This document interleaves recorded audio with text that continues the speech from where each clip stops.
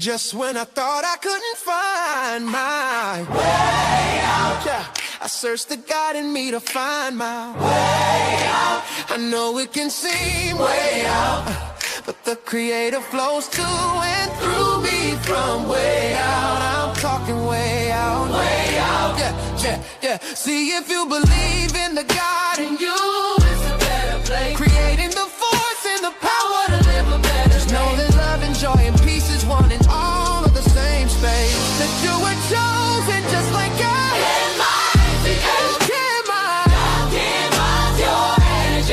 That's right. Only you can make the change. Shine your head at you. Shine so bright from darkness to light. From darkness to light. Yeah. And you'll find your way out. Yeah. Oh, it won't seem way out. Yeah. The power of God will flow through you from way out. All right, welcome. This is Alchemizing Energy, and I'm your host, DJ Genesis. Today we have a special guest in the house. This is our second time, and we're going to be doing hopefully many shows with Baba Falokun. But I'm so happy to bring him back. He brought so much information the last time he was here, and I think it's really very important that we listen to our elders and the stories and the information that they have, because they are a library of information. So without further ado, let's bring on Baba Falokun. How are you? Agbo Ato, blessing of long life for Cabo. Welcome. Welcome. Adupoy Ori we thank the ancestors for their wisdom. My name is AWO Falokun Fatumbi. In 1998, I traveled to Ode Remo in Ogun State, Nigeria, and was blessed to be initiated into Ifa. At that time, my elders admonished me. They said, we want you to teach what you learn here to the good people in the diaspora. And the thing that made that possible is I figured out early on that the school is the family, and that the 10-year-olds teach the 8-year-olds and the 12-year-olds teach the 10-year-olds. And I figured it out that I was a baby. So for the first, I was blessed to make 6 trips to Africa. For the first 3 trips, I don't think I spoke to anybody in terms of training who was more than 12, maybe 14 years old. And from those conversations, I was able to write 3 books just based on the information given to me by children. And understand, too, that was back in the day before internet, and it was a common belief in the diaspora that Ifa no longer existed in Africa. And I was just amazed and shocked and excited to discover it was alive and well, and they knew a lot of stuff that we don't know. It didn't survive the Middle Crossing. That shouldn't be hard to understand. Those were awful circumstances, to say the least. And so, because I'm a bit of an idiot, I thought people would be excited to hear that information. Turns out not everybody was so excited. But let me just say this before we get started. There are significant differences about the way the tradition is understood, practiced, and preserved in Africa than in the diaspora. You're going to hear me say a lot of things that are maybe unusual or not normal, or you're hearing for the first time. I am not making a judgment. Different does not mean better. Either way. You know, if you have a way of doing it, you like it, then I love it. But what I've been admonished to do by my elders is to share our way. And I want to say this about that. At the most, and this is stretching it, but at the most, Ifa Orisha in the diaspora is maybe 300-400 years old. In Nigeria, it's 10,000 years old. It's 10,000. That's 1 with 4 zeros. So that's a long time to accumulate wisdom and to develop a spiritual practice and a ritual discipline that has stood the test of time. All right. So I have a reason that I asked Ia if I could come on her show. She graciously agreed. And I want to be clear why I'm here and what I'm doing, because I try to be as transparent as possible. I have taught kind of slow and steady for almost 40 years now. And, you know, people either like the way I present it or they don't. And I do a heavy lean on the theological, philosophical, and psychological aspects of our faith, because that's who I am by training. But that's not the only approach, believe me. And there's lots of different approaches that are all valid. It's all good. But the world is in crisis. Today, when I'm starting this, Russia announced its support for Iran and the war in the Middle East. That effectively makes it a world war. And when you enter a period of world war, that's extremely challenging. So we need to be kind to one another. We need to reach out to one another. We need to lift each other when we're shaken and depressed. We need to pray for those who are in harm's way. We need to elevate the spirit of those who have transitioned. This is a time of deep necessity for spiritual work, spiritual understanding, and spiritual elevation. So I've made it my commitment for the next couple of weeks. I want to at least twice a week for the next 2 months, I'm going to do free classes on divination. I want everybody in the sound of my voice to have access to the information they need to be fully competent as a diviner. And if you would kindly, can you put my Egbe group page on so that people can get updates from there as well? That's Egbe Iwa Pele Ifa group. If people want to contact me directly, well, let me wait a minute. There you go. Ifa community. I'm sorry, the word community goes on the end of that. And is it Iwapale spelled with an I or E? I.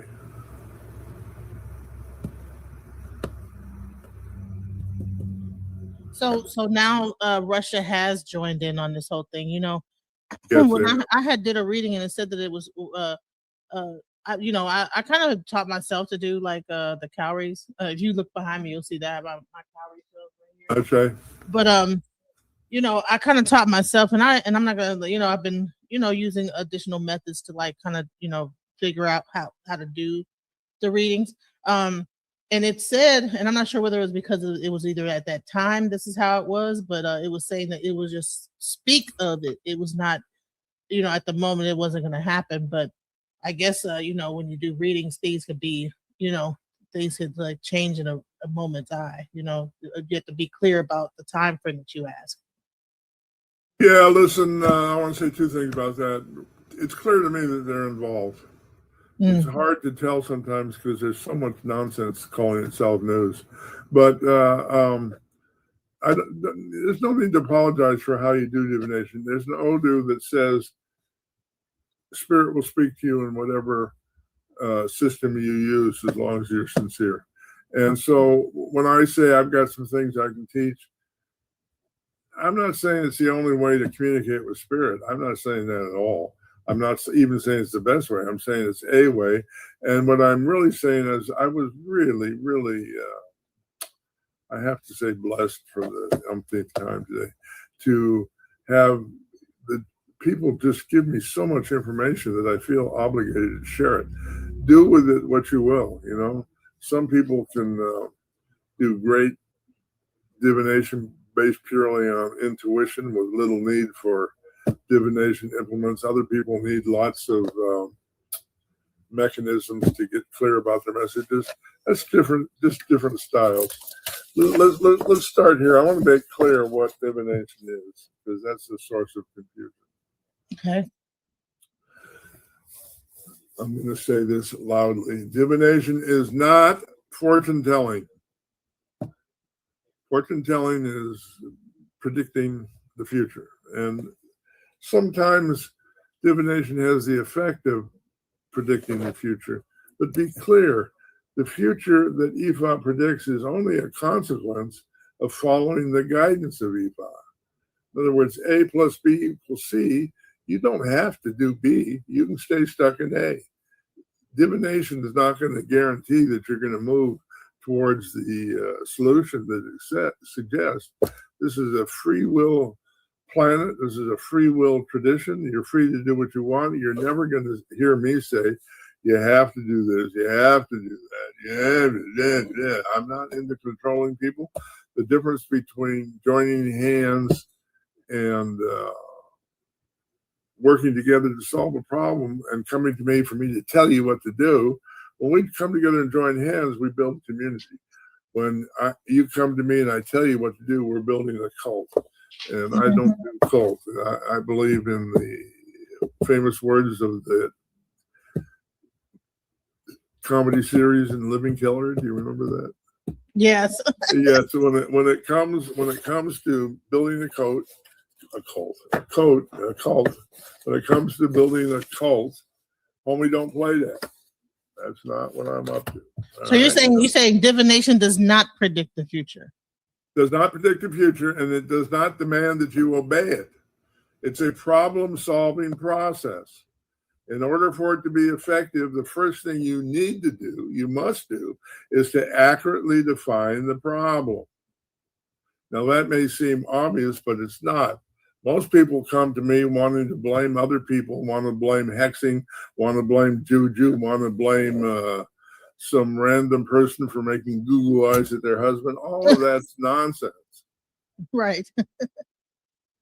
Ifa is about problem solving. And when we do divination as part of our spiritual discipline every morning, the question is always the same. What's the lesson today to expand my consciousness so I can be a better person? That's the question that the Oracle answers every day when we do daily prayer and daily divination. Yeah. And so the solution to the problem is always about expanding your consciousness so you can fix the problem. I like to say there's nothing magical. That's not entirely true, but and it's a little bit of a complicated subject that I want to get into today. But the point is, divination, as it is practiced in the spiritual tradition of Ifa, is a method to use access to the wisdom of the ancestors to show you how to solve a problem and remain deeply rooted in good character. You cannot come to me and say, Baba, give me an umbrella so I can protect my drug running empire here and don't get busted by the cops. No, sorry, that's not what Ifa does. Okay. Ifa shows you how to live a good life, to experience health and happiness and abundance, I would say, all in the context of good behavior. Now, the first book I wrote was titled AWO Falokun, which at the time I wrote that book was a word that was not known so much in the community in the diaspora. And people have argued that I mistranslated it and I didn't understand it. And it's not, Ifa is not really about good care, on and on and on and on and on. So let me tell you my methodology and then you decide for yourself. Liturgical Yoruba words, and by liturgical I mean words related to our sacred scripture, words that make symbolic reference to different dimensions of solution to a problem. Those are called liturgical words.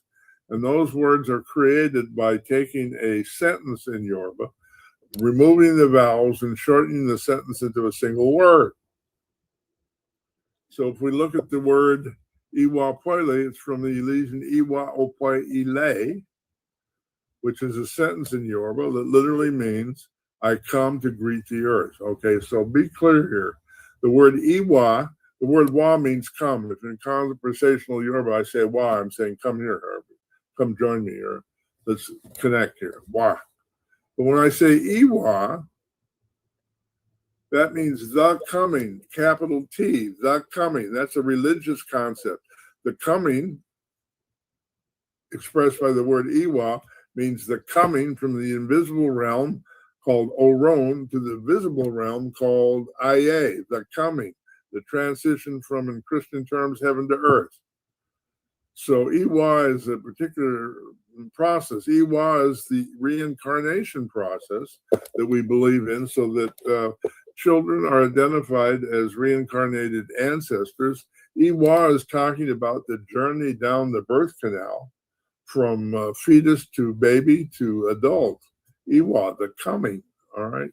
Ope, O-P-E, is a Yoruba word for greeting, Ope. Ope, Ia, for example, I greet my mother. So Ope, that's clear. Iwa, the coming. Ope, greet. And then the word Ile means either house, earth, or planet. Yeah, Earth, planet. So I come to greet the earth. What does that mean? Well, that only means something in the context of Yoruba culture. And what it means is, in traditional Yoruba culture, you greet an elder. So I'm older than you, yeah, so you would greet me and I'd respond. I don't go chasing after younger people. I come to greet the earth. So when I say I come to greet the earth, it means my purpose as a human being is to greet the earth, which means my purpose as a human being is to learn from the earth. And we learn from the earth how to live in harmony with the earth, how to live in harmony with other human beings that we share the earth with. And then we learn to expand our consciousness so that we can become a better person. And the purpose of all of that is to give us the opportunity to access our creativity, inspiration, and joy. Yes, your other question. Yes, I have a question. See, I got into a huge argument, discussing, because I got onto a panel where they were like asking certain things about Ifa. Like, I kind of was liking in it similar, getting a divination to getting an MRI or getting like a CAT scan. Like, it's like when you back then they didn't have doctors and like machines to put your body through to figure out what was going on. They didn't have these diagnostic tools that they had. That's not entirely true, but we'll go with that for now.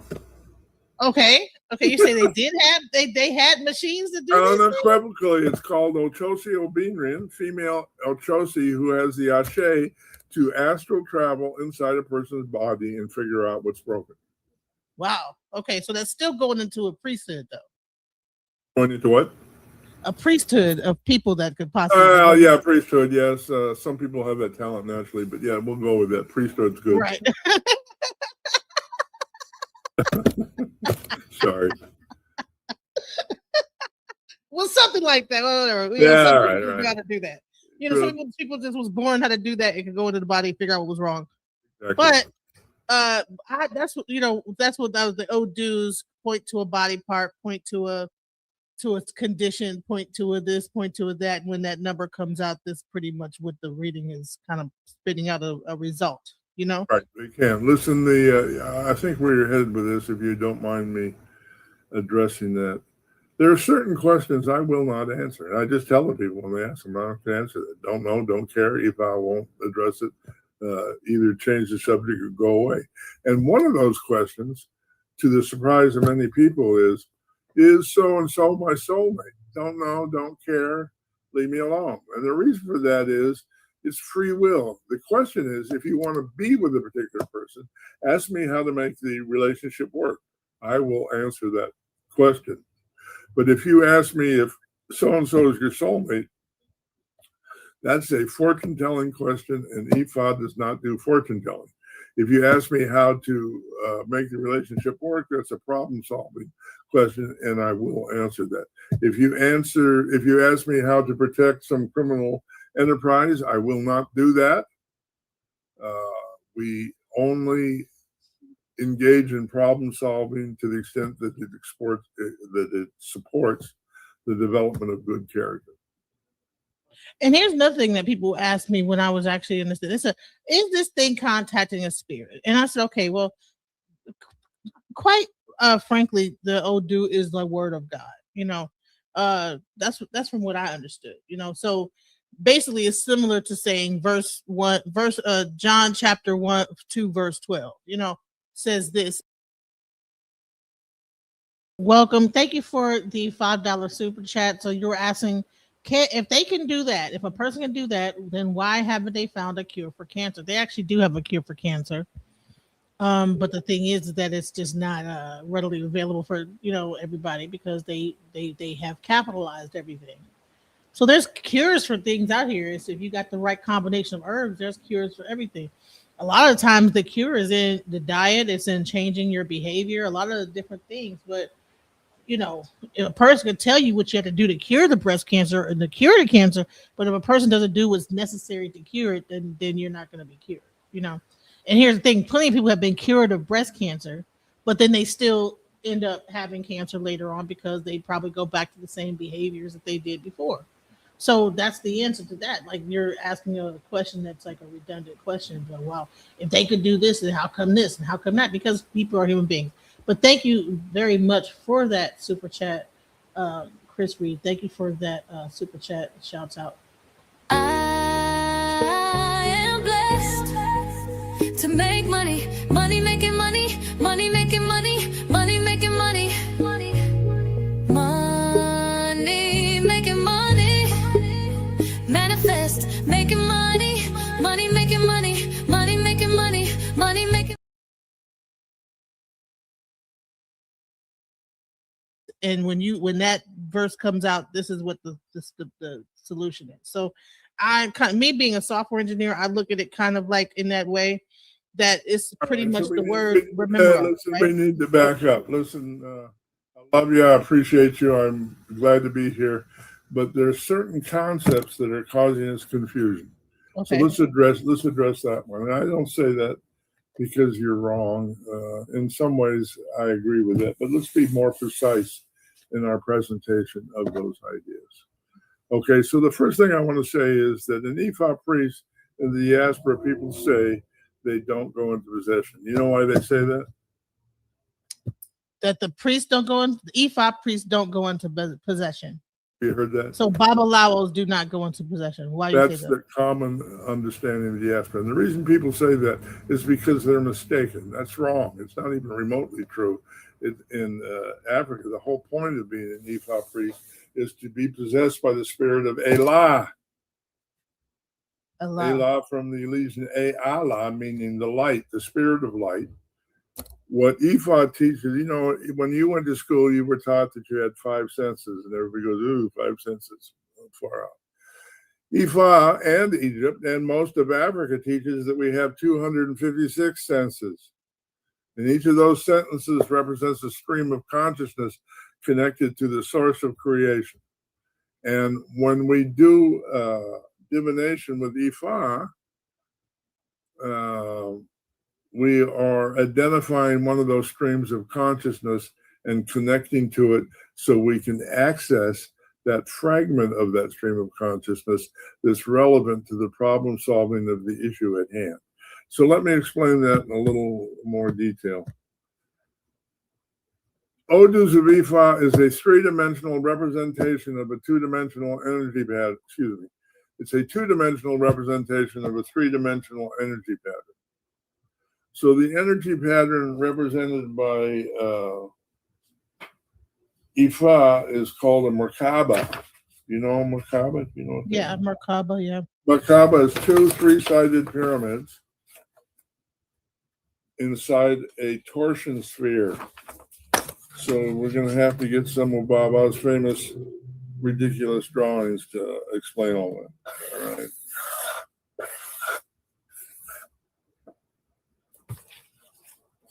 This is a torsion sphere. It's a sphere with an opening on the top and an opening on the bottom. Called the torsion sphere. That's also, if you look at the Opele, it has those 2 dots, like never mind. When it's strung together, it has that. Yeah, sort of. But these dots, for the purposes of the energy pattern, are holes. Right. Through which energy flows. Huh. You with me? Yeah. So, the basic energy pattern of the Merkaba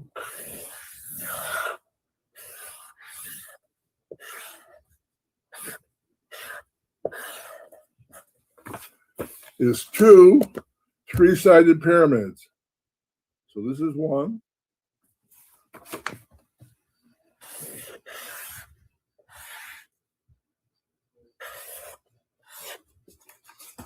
And this is a terrible drawing, but that's true. All right. Do you see that? Mhm. Yeah. Three-sided pyramid. So watch, just do the math. How many points of contact between a three-sided pyramid and the torsion sphere? 6. Let's call it 4, 3 at the base and 1 at the apex. Oh, okay. So this three-sided pyramid is symbolically represented by the right leg of Odu Ifa. This pyramid is represented by the left leg of Ifa. All right, so watch.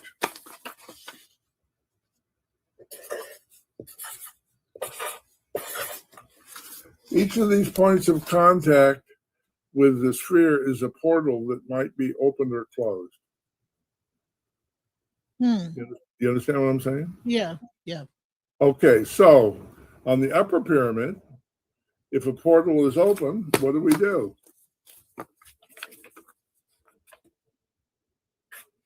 We mark one line on the Ifa tray. If the portal is closed, we mark 2 lines on the Ifa tray. Okay. Yeah.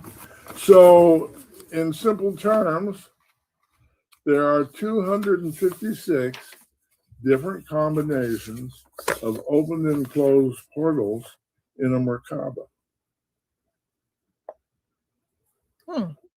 You understand what I said? Yeah. Yes. You can picture that? Yeah. If we make all the combinations, 16 on the top, 16 on the bottom, 16 times 16 is 256. We have 256 different combinations of geometric patterns. That's the same pattern that makes up what Western academic plasma physicists call subatomic particles. Subatomic particles. And I was saying that that chain looks similar to that torsion sphere that you were showing. It is, but you're jumping ahead of me. Let's. Okay, I'm sorry. Look up, that's right. Look up Merkaba, images of Merkaba. Let's start there. Show a picture of that. All right.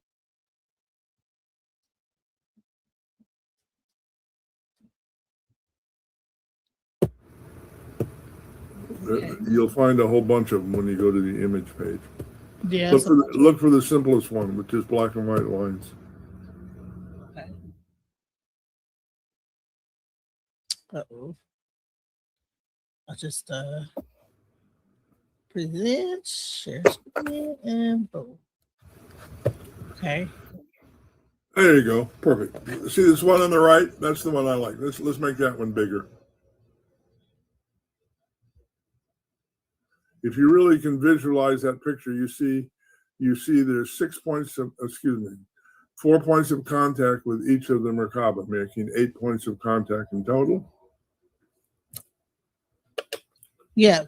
So here's the point. Those portals, when they're open on the subatomic level, create an opening for the infusion of electricity into the torsion sphere.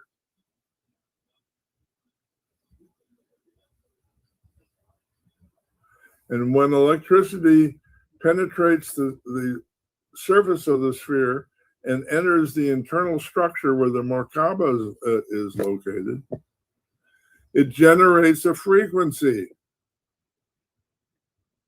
Frequency is sound. Right?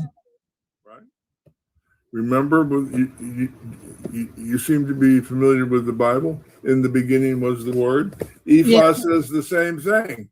But it doesn't mean the word, it means the frequency word. The frequency.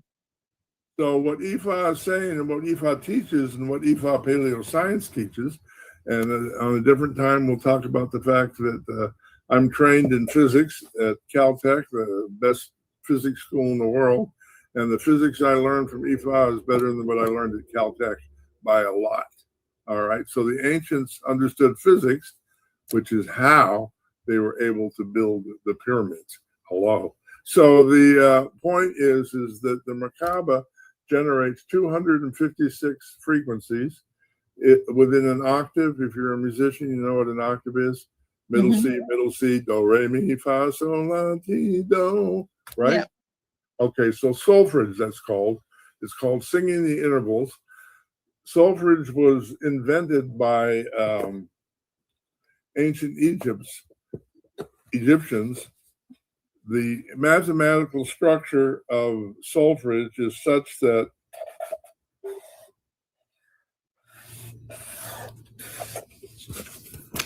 it makes a seashell pattern. In other words, do, re, mi is a whole step. Do, re, whole step, re, mi, whole step, mi, fa, half step. All right. So where the whole step becomes a half step, there's a bend in the force field of the frequency. All right. Mm. And this is a mathematical structure that occurs throughout creation, symbolized by the seashell in Ashe Obatala, which is a symbol of consciousness, right? It's called the golden mean or the Fibonacci curve in Western science. You with me? So, right, Fibonacci sequence. Yes, Fibonacci, right. So you're saying sound itself is what made everything. Like the actual sound was what. That's absolutely what I'm saying. Absolutely what I'm saying. And the sound, so there are 256 pitches within an octave, which means the difference between odus in terms of the frequency is extremely subtle, almost possible in our conscious state to discern or hear, and useless as a tool. But when we get into altered states of consciousness, we automatically can identify the difference in the resonance because it has a different effect on our body, and our spirit is in tune to picking up those differences. So here's the point I want to make. I want to share this screen so people can see that seashell at Fibonacci. Yep, there it is. There you go. So here's the point that I want to make. Ifa teaches that all consciousness comes from God. You understand that? Mm-hmm. In other words, in the Yoruba language, remember I talked about liturgical Yoruba? Yeah. You know the term Ori? Yes. It's called consciousness in English.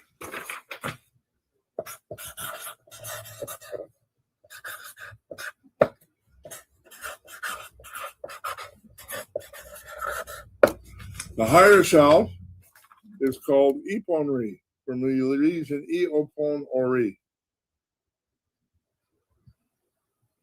So all consciousness comes from the connection between a human Ori with the source of consciousness called the Iponri. And remember I told you liturgical Yoruba, when you break it down, it makes sense what it means. So yeah. Iopon Ori means the spirit of the toe of consciousness, which makes no sense in English. But in Yoruba, the big toe is the point where consciousness connects to the memories of our ancestors. So the higher self is represented by our ancestral connection. Of the toe or total of consciousness? Of the toe of consciousness? No, the toe of our foot is our point of connection with the ancestors. Mm. Is that also why they, in certain Egyptian things, they would always have one foot step forward? That's absolutely, you got that right. And not only that, those statues, Egyptologists talk about, oh, we're going to find the lost hall of records. Where's the lost hall of records? Have you heard that whining? The lost hall of records, is that like similar to the what's it called? They have it in the Akashic records? No, it's not. Well, sort of, but the lost hall of records is supposedly buried in Giza in Egypt, and nobody can find it. But that's because they're idiots. I'll tell them exactly where it is. All the records of all the wisdom of all of Egypt going back, I believe, a couple 100,000 years, is stored in the granite statues with the left foot forward. That's an indicator that that statue is a memory bank for data. And the key to opening that memory bank, Miss Computer Expert, is you take the ankh and you strike it against the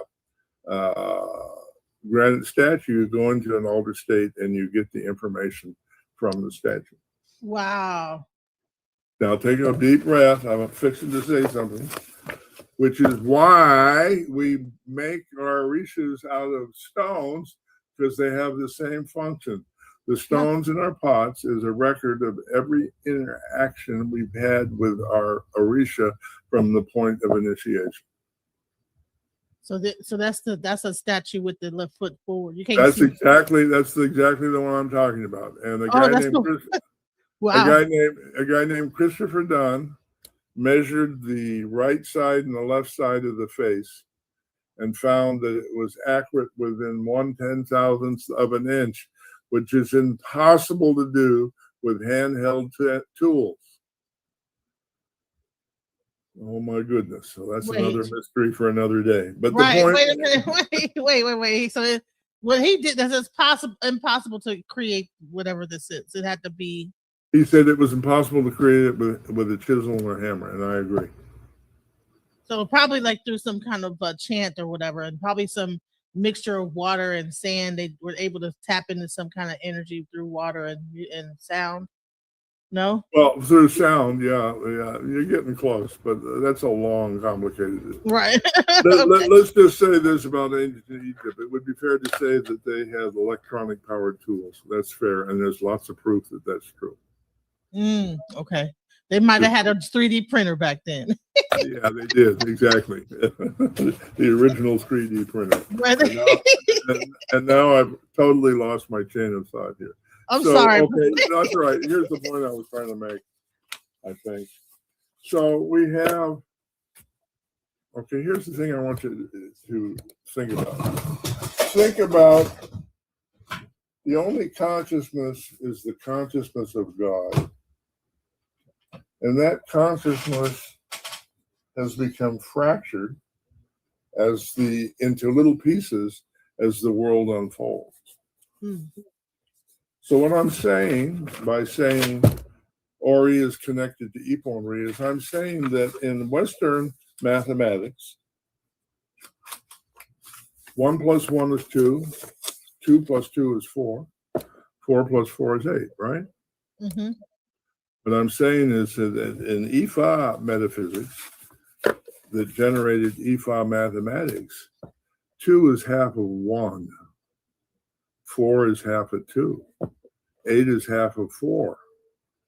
In other words, the original consciousness of God has split into multi-trillion pieces, and each of those pieces forms a Merkaba, which is 2 3-sided pyramids inside a sphere. And now here's the important point, and stay with me, make sure that I'm being clear here, because sometimes this gets confusing.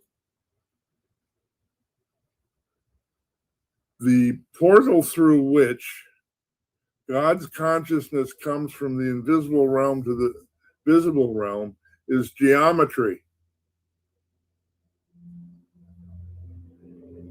Okay. The consciousness of all things passes through the portal of Orun into the portal of Aya via the mechanism of geometric patterns.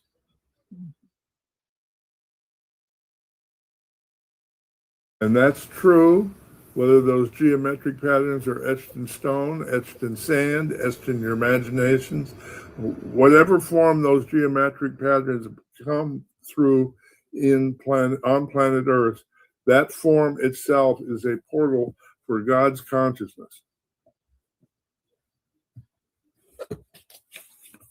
Now, are you sitting down? Are you ready? Yes, I'm ready. I'm ready for it. Are you sure you're sitting down? Definitely.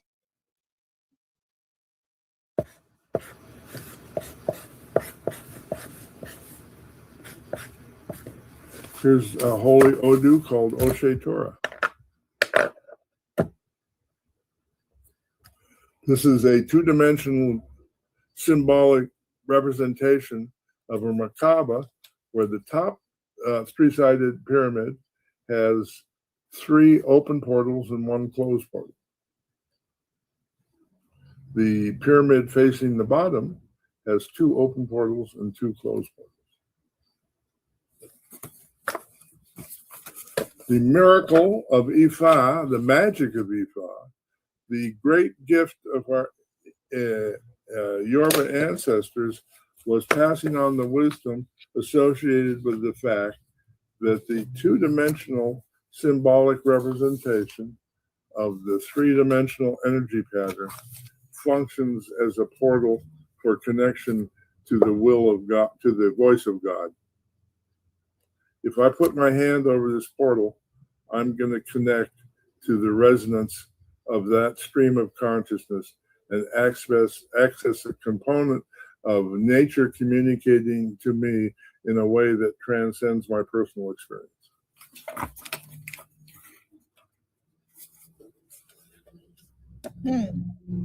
Oh my God, could that possibly be true?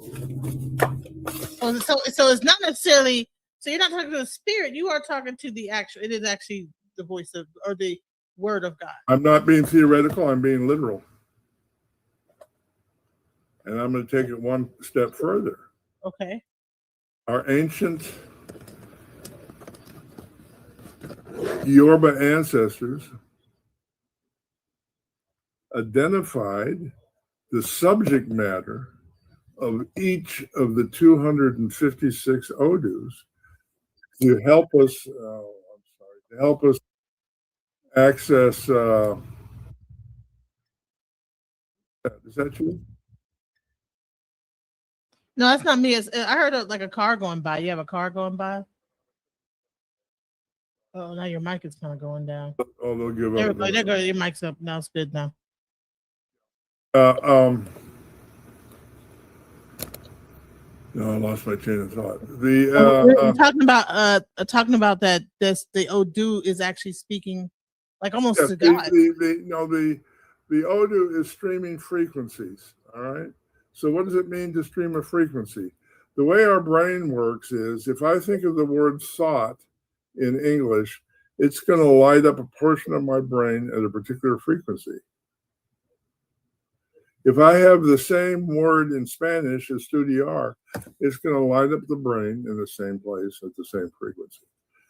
The word study and estudiar are simply sounds that our ancestors made to identify that frequency.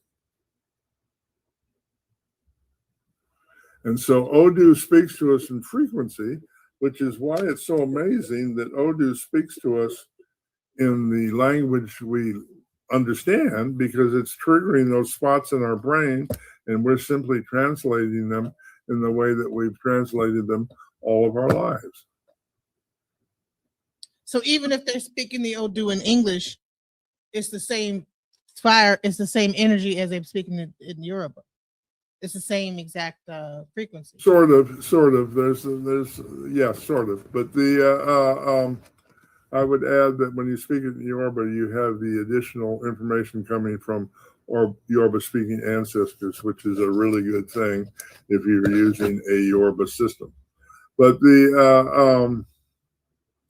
so my point is that we want to connect. Okay, so God speaks to us through geometric patterns. Our Ifa ancestors have given us a map of all the possible patterns. All right. So that there's no mystery, all the possible patterns. And they've named those patterns. There you go. Each of those words means something. And once you translate the meaning of those words, then you know the issue is being addressed by a particular frequency.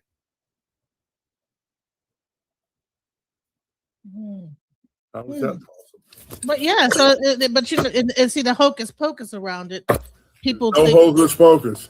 EJ Ogbe from the Elysian. EJ Ogbe meaning the first manifestation of everything. EJ Ogbe means the first manifestation of consciousness.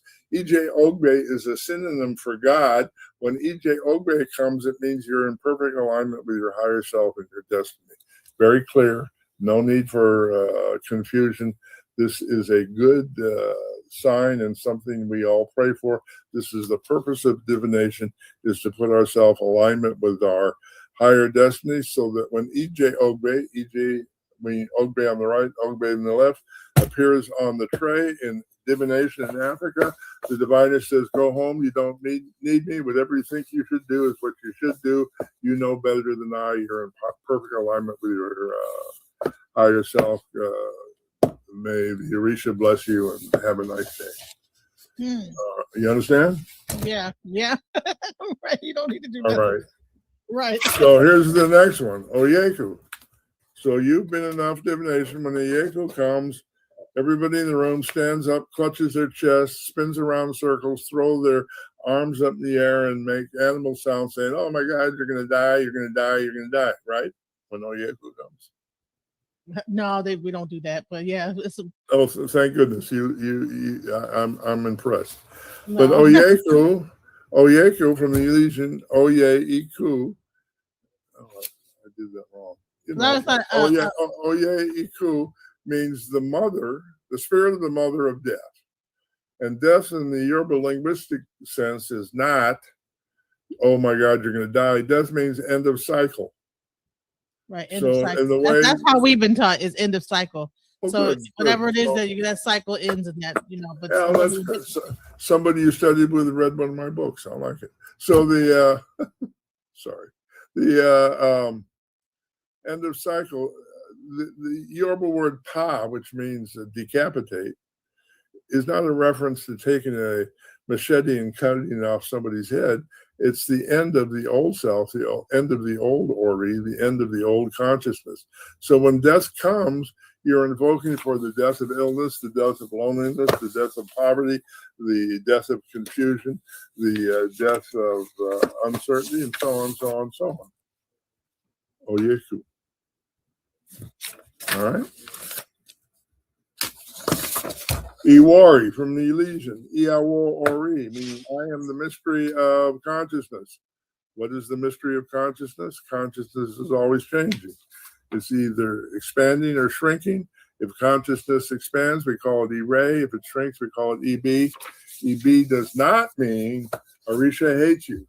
Doesn't mean that, never meant that, never will mean that. The word EB is the Yoruba word for umbilical cord. Umbilical cord is symbolic of letting go of something you don't need. So if you're a baby born in the world, the doctor cuts the umbilical cord because that cord becomes toxic if you don't separate it from the baby, right? So the same idea in Ifa. If you think, I don't know, if you have some cockamamie idea about different racial groups or whatever, as long as you hold on to that, you're holding on to an idea that does not allow you to fully develop your consciousness. Erase simply means good fortune. All right. So OD from the Elysian O, ED, spirit. ED is female reproductive organs. Odu means womb, but ED is fallopian tube, birth canal, womb, and everything else down there. All right. So that's an obvious symbol for rebirth. All right. Erosun from the Elysian, E-ro-osun, meaning the possession by Osun. Osun is the staff that connects to the fetus of a baby at the moment of connection with an ancestral spirit. Osun has the function of guarding our consciousness, but Osun, the word Erosun is also a synonym for menstrual blood. Menstrual blood is the mechanism through which we receive genetic inheritance. Are you following? Definitely. Owanrin, bring with my hand. Owoten, Orin. It's actually song of the hand or the intention of the hand. So as humans, we can either bring good fortune or bring bad fortune. Owanrin. It's an encounter with Eshu that either brings us clarity or confusion. Owanrin. All right. Obara from the Elysian. Obabara. The spirit of the fathers brings taboo. Okay, what's the spirit of the fathers? That's the story of Obakoso. In Obara, Ifa says that controlling others is taboo. Demanding that other people do what you say is taboo. It's called arrogance. The admonition, which is the opposite of to move, is to move in the world with humility. In Yoruba, that's suru, meaning cool-headed, suru, humility. So Ifa teaches that humility brings alignment with destiny. Hello?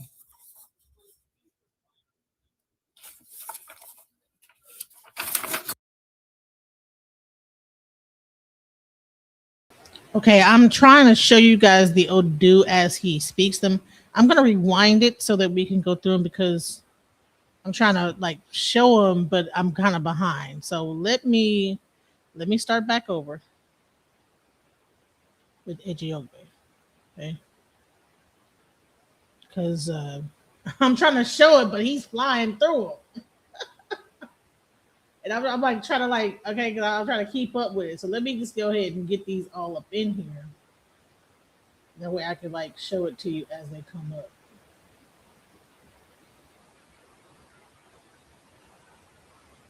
Okay, let's put them up. So I'm trying to show you the actual markings as he's bringing them up. So all right, let's do this. Okay. All right, so let's start back over with Ejiogbe and then go. Mystery, all the possible patterns. And they've named those patterns. There you go. Each of those words means something.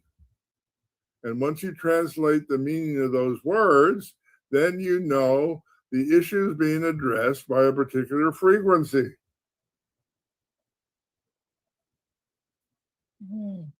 How is that possible? But yeah, so but you know, see the hocus pocus around it. People no think hocus pocus. Ogbe from the Elysian. Ogbe meaning the first manifestation of everything. Ogbe means the first manifestation of consciousness. Ogbe is a synonym for God. When Ogbe comes, it means you're in perfect alignment with your higher self and your destiny. Very clear. No need for confusion. This is a good sign and something we all pray for. This is the purpose of divination, is to put ourselves in alignment with our higher destiny so that when Ogbe, meaning Ogbe on the right, Ogbe on the left, appears on the tray in divination in Africa, the diviner says, go home, you don't need me. Whatever you think you should do is what you should do. You know better than I. You're in perfect alignment with your higher self. May the Orisha bless you and have a nice day.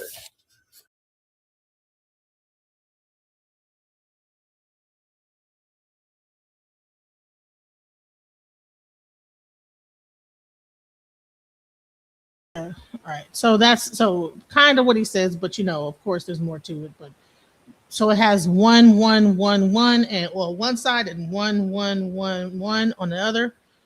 That is perfect alignment. Okay. So when the Babalawo will mark it 1 1 1 1 1 1 open road, open path. Okay. Okay. So let's continue. You understand? Yeah. Right. You don't need to do All that. right. Right. So here's the next one. Oyeku.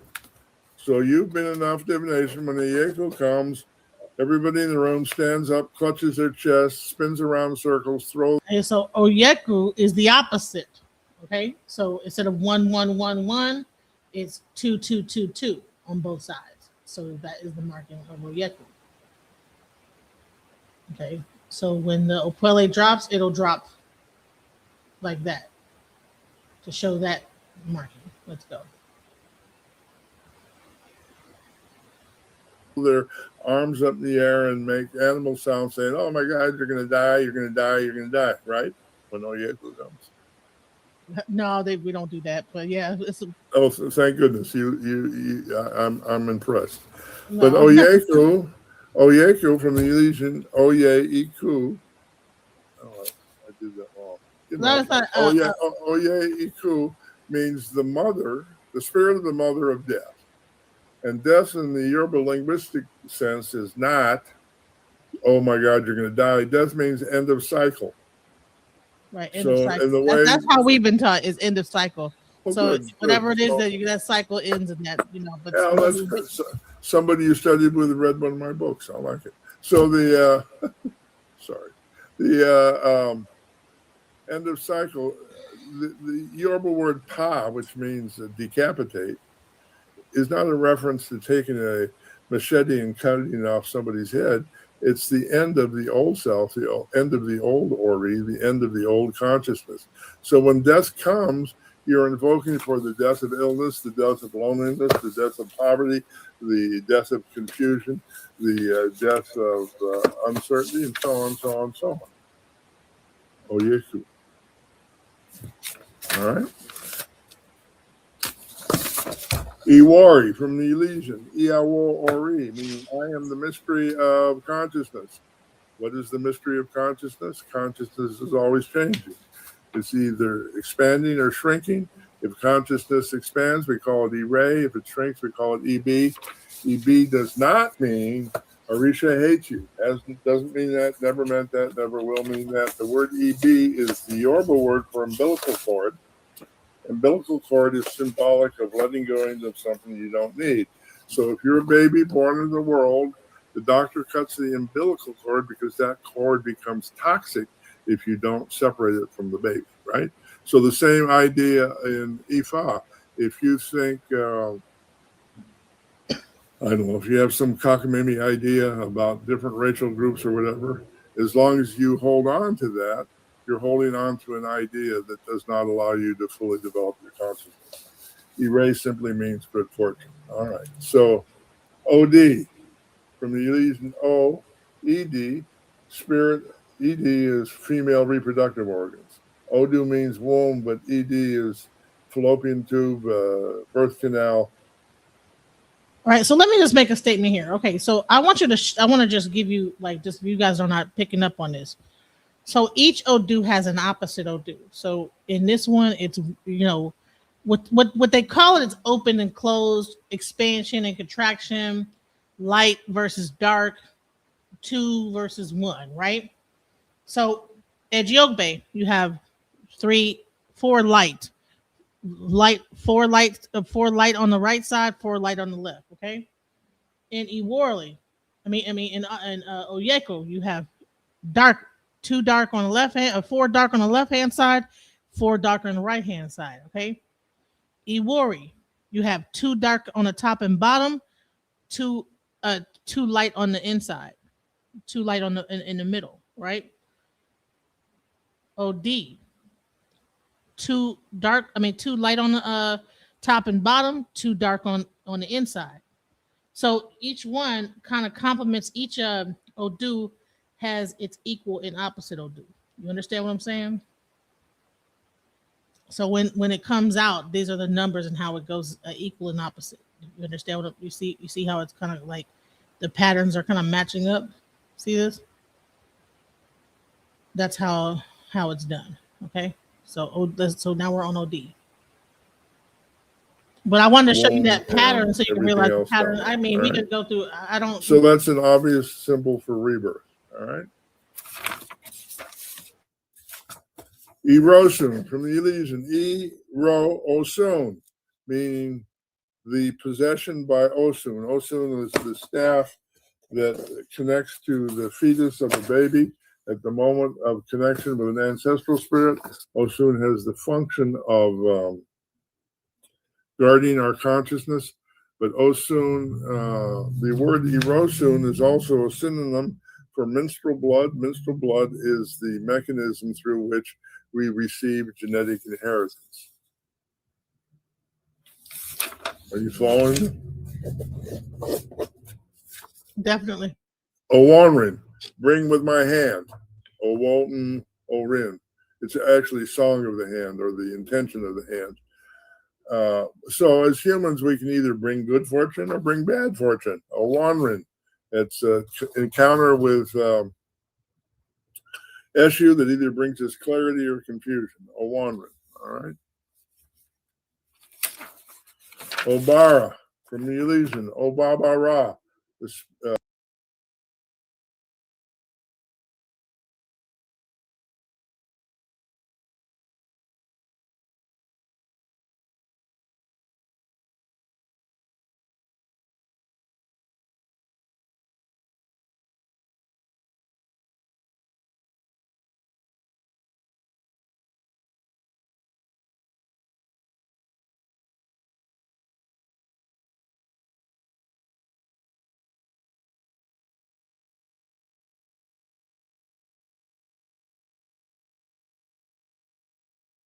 hold on. I'm just trying to like make sure I have the signs up here, the symbols up here as you go, so you can actually see it for yourself. So when he goes to Oranwin, that you guys can see what that one is. So here was so all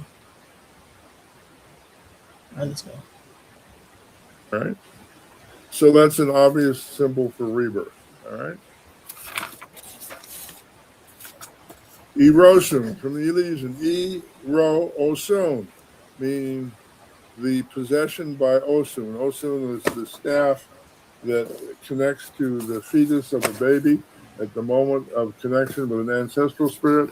Osun has the function of guarding our consciousness, but Osun, the word Erosun is also a synonym for menstrual blood. Menstrual blood is the mechanism through which we receive genetic inheritance.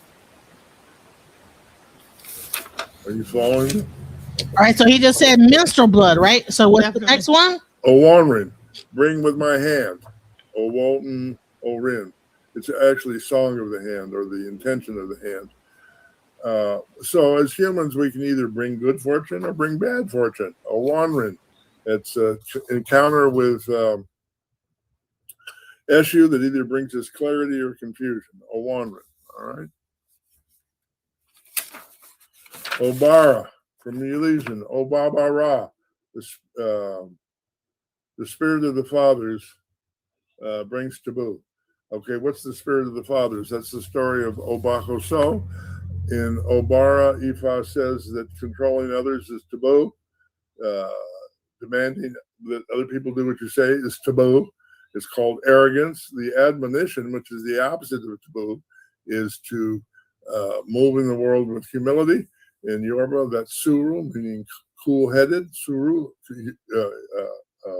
humility. So Ifa teaches that humility brings alignment with destiny. Hello?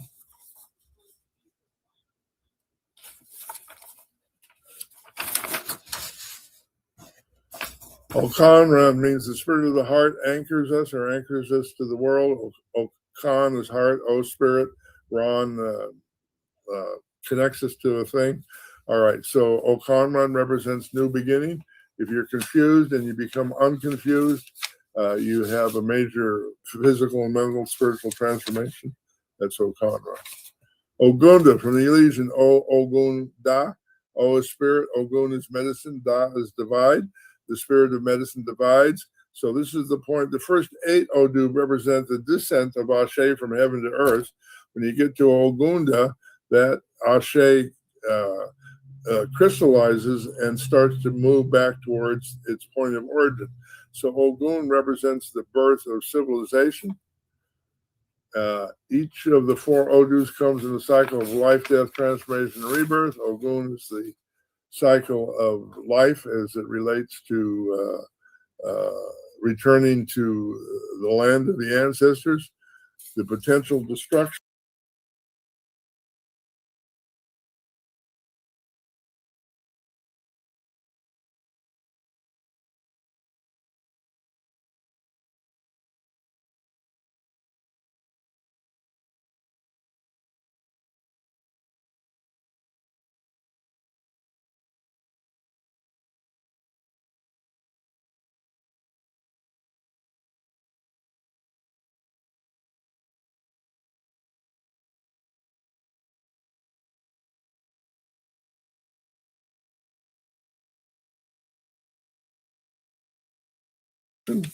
of civilization is through Osa, the spirit of disruption.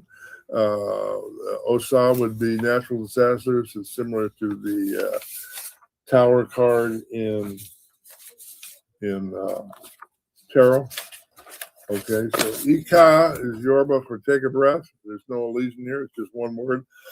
That gesture like that is Ika. In Ika, we draw the resources to us necessary to make effective prayer.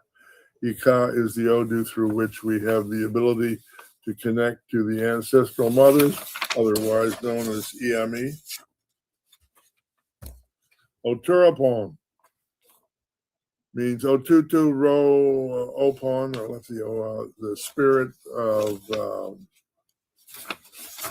coolness on the big toe. Remember I talked about the big toe connection to the ancestors? In Oturapon, our connection with our ancestors is the state of consciousness that brings us immunity from physical disease.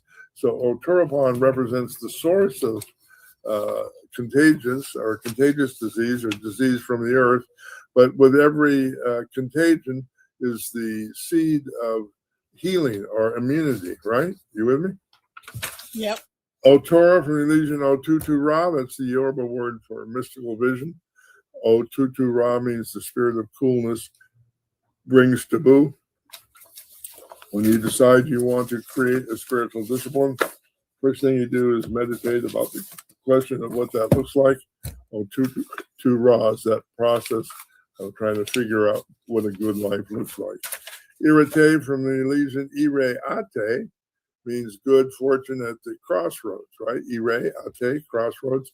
Good fortune at the crossroads is where there's also an inference of burying your good fortune here, not to throw it away, but to hold it for a rainy day. So irate is the Yoruba word for spiritual discipline.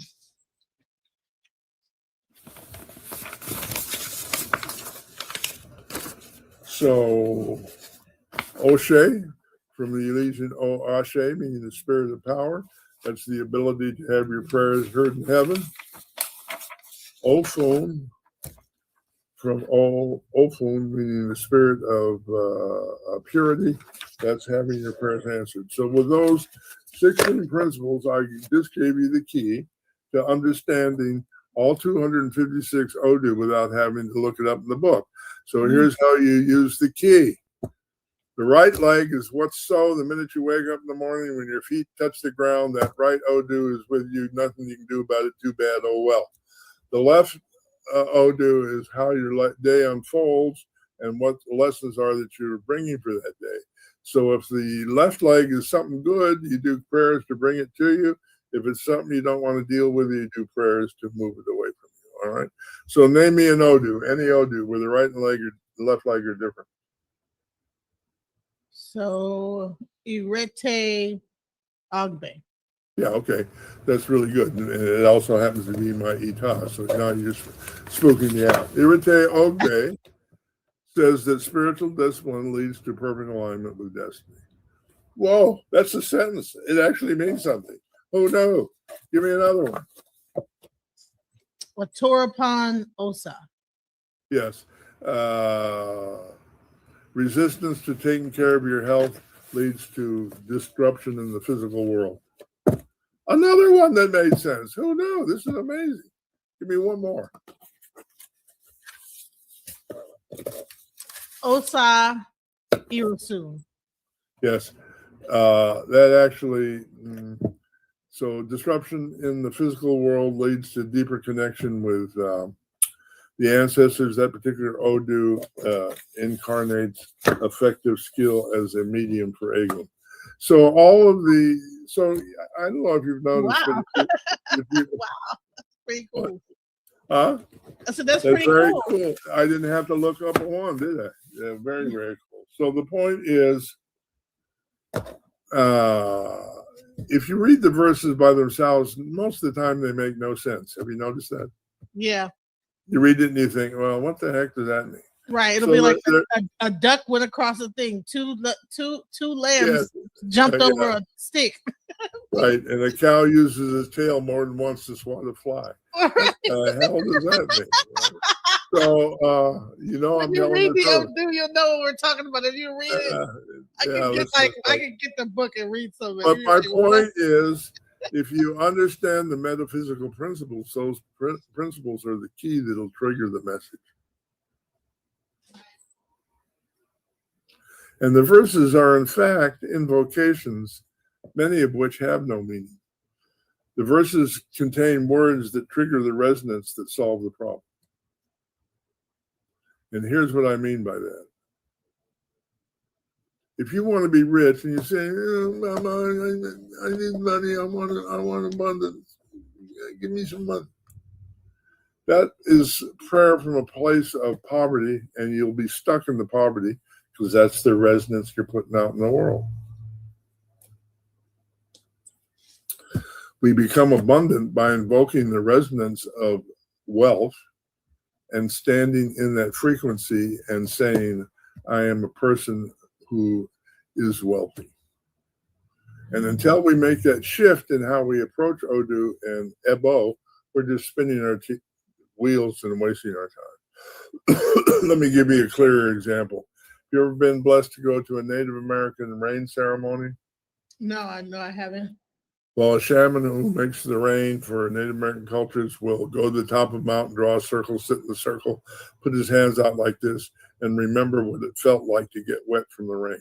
And that remembering puts his aura in the right frequency to attract the rain and make it rain on earth. And so all AWO works that way. So every verse, the name of the diviner is this problem. The name of the client is the solution. The name of the diviner is the Ofo Ashe, or power word, to invoke the solution that'll change your consciousness to resonate at the frequency that'll fix the problem. People who think that problems are solved by goat blood have no understanding of our faith. That's the silliest idea I've ever heard in my life. We have goat's blood. We use it as an offering to thank God for creating food to allow us to live in abundance on earth. But we offer animals as payment to the people who come to pray for us. If you live in a village in Ode Ramo, there is no supermarket. There is no Kroger's. If you invite a dozen AWOs to your house to pray for you, you're expected to feed them, and we feed them by offering a goat to the Eshu, usually, or Ifa, and that becomes the food, right? If you've been to an AWO, you'll see that it's food. They've divvied the food up. It's a really serious thing. People make sure they get their fair portion for doing the work. It's got nothing to do with the fact that some cockamamie belief that goat blood is going to fix the problem. The only religion that believes in sacrifice and blood as a solution to the problem is Christianity, which teaches if you eat the blood of Jesus, your sins will be forgiven. And they re-amplify the Eucharist every year by offering. The Pope offers a sheep on a cross and lets it on fire, and that's the magical formula for turning animal blood into Ashe. But we don't do that in Ifa. The transformation of Ashe, or resonance, comes solely within the Ori. And we do that by projecting the Ori onto the client. So let me put it in a different way. And here's the secret of initiation. You ready for the secret of initiation? Sure. You come to me and you say, I want to be initiated into Ogun. And I say, no problem. I'll put you into possession with Ogun. That's kind of a strange thing to promise, wouldn't you say? I'm going to put you in possession with Ogun. Who the hell says that? I'll tell you who says that. Ela, each Orisha is Ashe from a particular chakra. Chakras are called Iwaju in Yoruba. So when you're a priest of Ela, all your chakras open at the same time. So you come to me and I'm in possession with Ela. The oracle says I need to put you in possession with Ogun. I then become a shapeshifter through the use of Ariki and focus all my Ashe through my heart chakra, which is the chakra through which Ogun speaks. In that moment, my possession by Ela shifts to possession by Ogun. And by getting close enough to you to feel that Ashe, you get your heart chakra opened as well, and you become possessed by Ogun. So initiation is what I would call a big AWO. AWO is what I would call a small initiation. It's the same process, using Ashe to alter consciousness.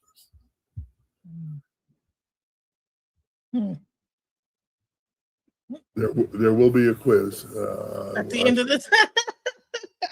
Interesting. Wow. And then I wanted to read. I think it was I think it's Agbe Wari. It says an elder who sits without leaning back gives the appearance of a person standing.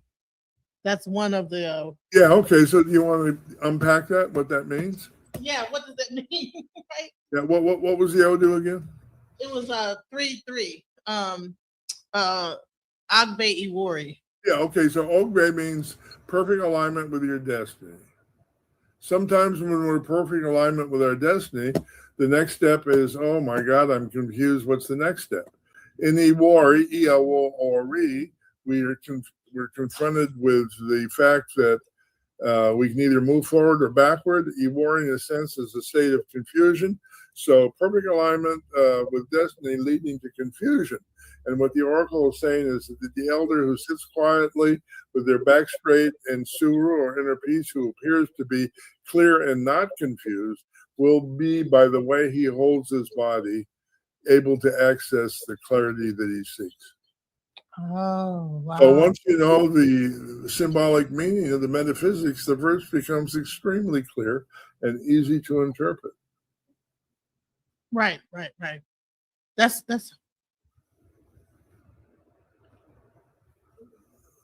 what? I'm sorry, my daughter. She always comes right when I'm in the middle. That's all right. Listen, we've done an hour. I'm going to call that a class. Next week, are you ready for what I'm going to do next week? Yeah. What we're going to do next? What are we going to do next week? I'm going to teach the 16 different versions of divination used by Ifa for those who believe there's only two, Opoile and Ikin. The reason they believe there's only two is because they're mistaken. All right, so we're going to go over all the different variations of tools for divination and a brief summary of how to use them. And then we'll take a deeper dive into the issues that come up with divination, and we'll all be expert diviners by the end of the month. All right? Sounds like a plan to me. So I want to thank you for supporting my work and taking the time to speak to me, and by not calling me names, because my opinions are different than some people's. It's really been a blessing to speak with you and share some time. We'll do it again. Definitely. Thank you so much. And if you give me some of the subject, I'll get some imagery to like match what you're saying, so that we could like, I'll do that actually. Yeah, I'll do that. We'll have that.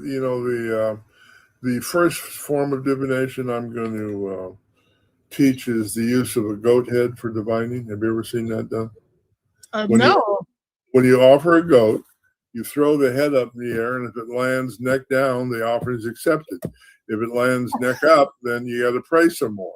So we need a picture of a goat's head with the neck down and one with the neck up. Hello. I'll get on that. I'll get that immediately. When you go to Africa, I have to make that in AI. I don't know if I got it. Let's say that, but whatever. But when you go to Africa for the first time, you see people throwing goat heads in the air. You won't say, "What the heck is going on?" You'll know, because Falokun gave you a clue that that's the system of divination. Oh, okay. Well, they do the same thing at a football game, basketball game, when they do the heads or tails. Listen, 100% the same. You're right. Absolutely. Yes. Right. Wait, heads or tails. That's why it's called heads or tails, right? So that's probably where it came from, right? It is exactly showing the African origins of that system in divination. 100%. Wow. Very perceptive. Yes. And I heard something about entrail. People like read the entrails of animals. Yeah, that's a little different, but we can go into that a little bit if you want. But here's the point, just as a heads up for the next class. You can divine with 1 cowrie, 2 cowries, 4 cowries, 8 cowries, 16, and like that. Each one of those systems is all interrelated to these same 16 principles. So to see how those different combinations of implements refers to the different principles we just reviewed becomes the next class. Yeah, that's a good picture. We'll use that one for sure. Yes, Obi Abada has male and female pieces, which means Obi Abada is different from 4 cowries. 4 pieces of Obi Abada has 6 combinations. Cowries has 5. Okay. Then you have the coconut. Coconuts has 5, like the Cowerie Shells, but we'll explain all that next time. So we'll get deeper in. So we just showed you some of the divination. You guys are already aware of the chain, the chain. Right. And then in Ifa sometimes they throw 2 chains at once. That's called a big ba. Sometimes they just throw 1 leg, and that's like throwing 4 cowries. And also, you ever seen the Abeji statues where the heads are chained together? Yeah. That's divination as well, used in Ogboni to decide if a person is innocent or guilty of a crime. 3 people throw the chained heads together, 3 faces up, innocent, 3 or more down, it's lights out. So that's serious business. But those are all different systems of divination that as AWO we need to know and understand, because it's our function as AWO not to be high priest, not to be better than everybody. Our job is to preserve the tradition and then teach those aspects of the tradition that are used by Orisha priests as specialists. Like when you go to the doctor, the first doctor you see never treats you. He just tells you who to go see. Same way with Ifa. You come to me, I can't fix everything, but I know who in the community can. And that's my job, is to direct you to that person. And the Ifa priest who claims to be able to fix everything needs to spend another 10, 15 minutes studying our faith, because that's simply not true. Right. You got certain people that specialize, that are herbalists. You got the, Here's the rule. Anything you fix in your life is medicine for someone else.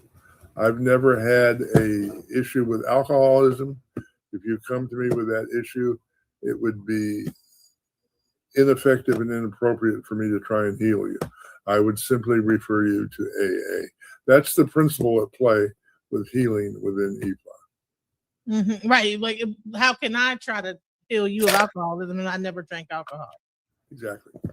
Or overcame alcohol. And nor can I, as a man, can I heal anything that is a consequence of sexism. That's why women heal women and men heal men in IFA. If a man tries to heal a woman of anything related to child abuse, he's delusional because he has no voice of authority. And probably creepy, you know what I'm saying, at the same time. Very creepy.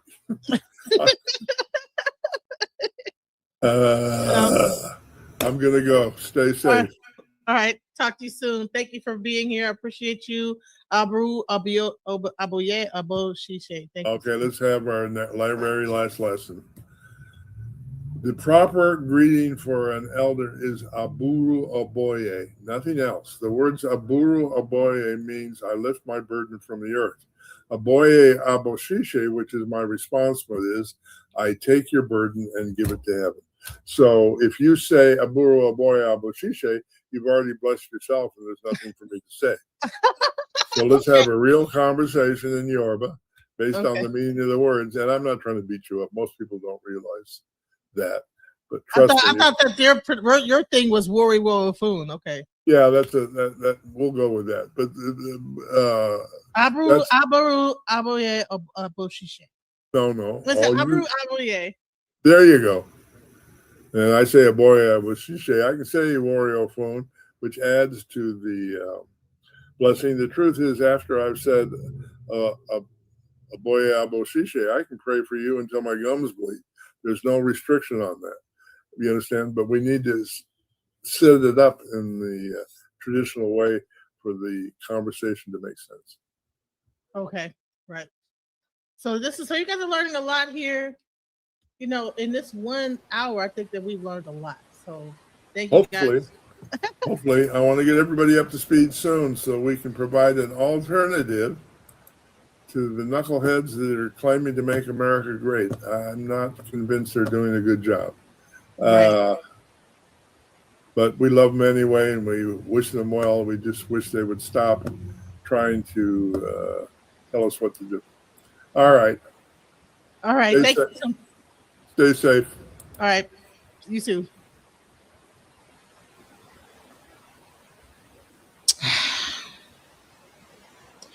Man, that was a beautiful thing. Like, you know what? It was interesting because, you know, my channel got flagged for trying to play the Orisha music during the full moon, which I heard that your channel's gonna get flagged. In my mind, I heard, listen, if you play this, your channel's gonna get flagged. In my mind, I heard it, but I was like, you know what? I don't care. I wanted to celebrate the Orishas on the full moon, and so I played it. And guess what? My channel got flag. So hey, welcome. I had to turn my speaker off. Listen, your hair is beautiful. I love it. Oh, thank you. I still got it. I'm just like, kind of I didn't set my camera up. That's why I'm like not I don't like to like show myself from this angle because everybody be like, start getting to talking and saying certain stuff. So, but I still got my little hair though. Well, that's okay though. You know me and your turban. Right. You didn't like the turban. Everybody got a problem with my little turban. What's wrong with my turban? Listen here. You know what I said. I ain't finna say it live.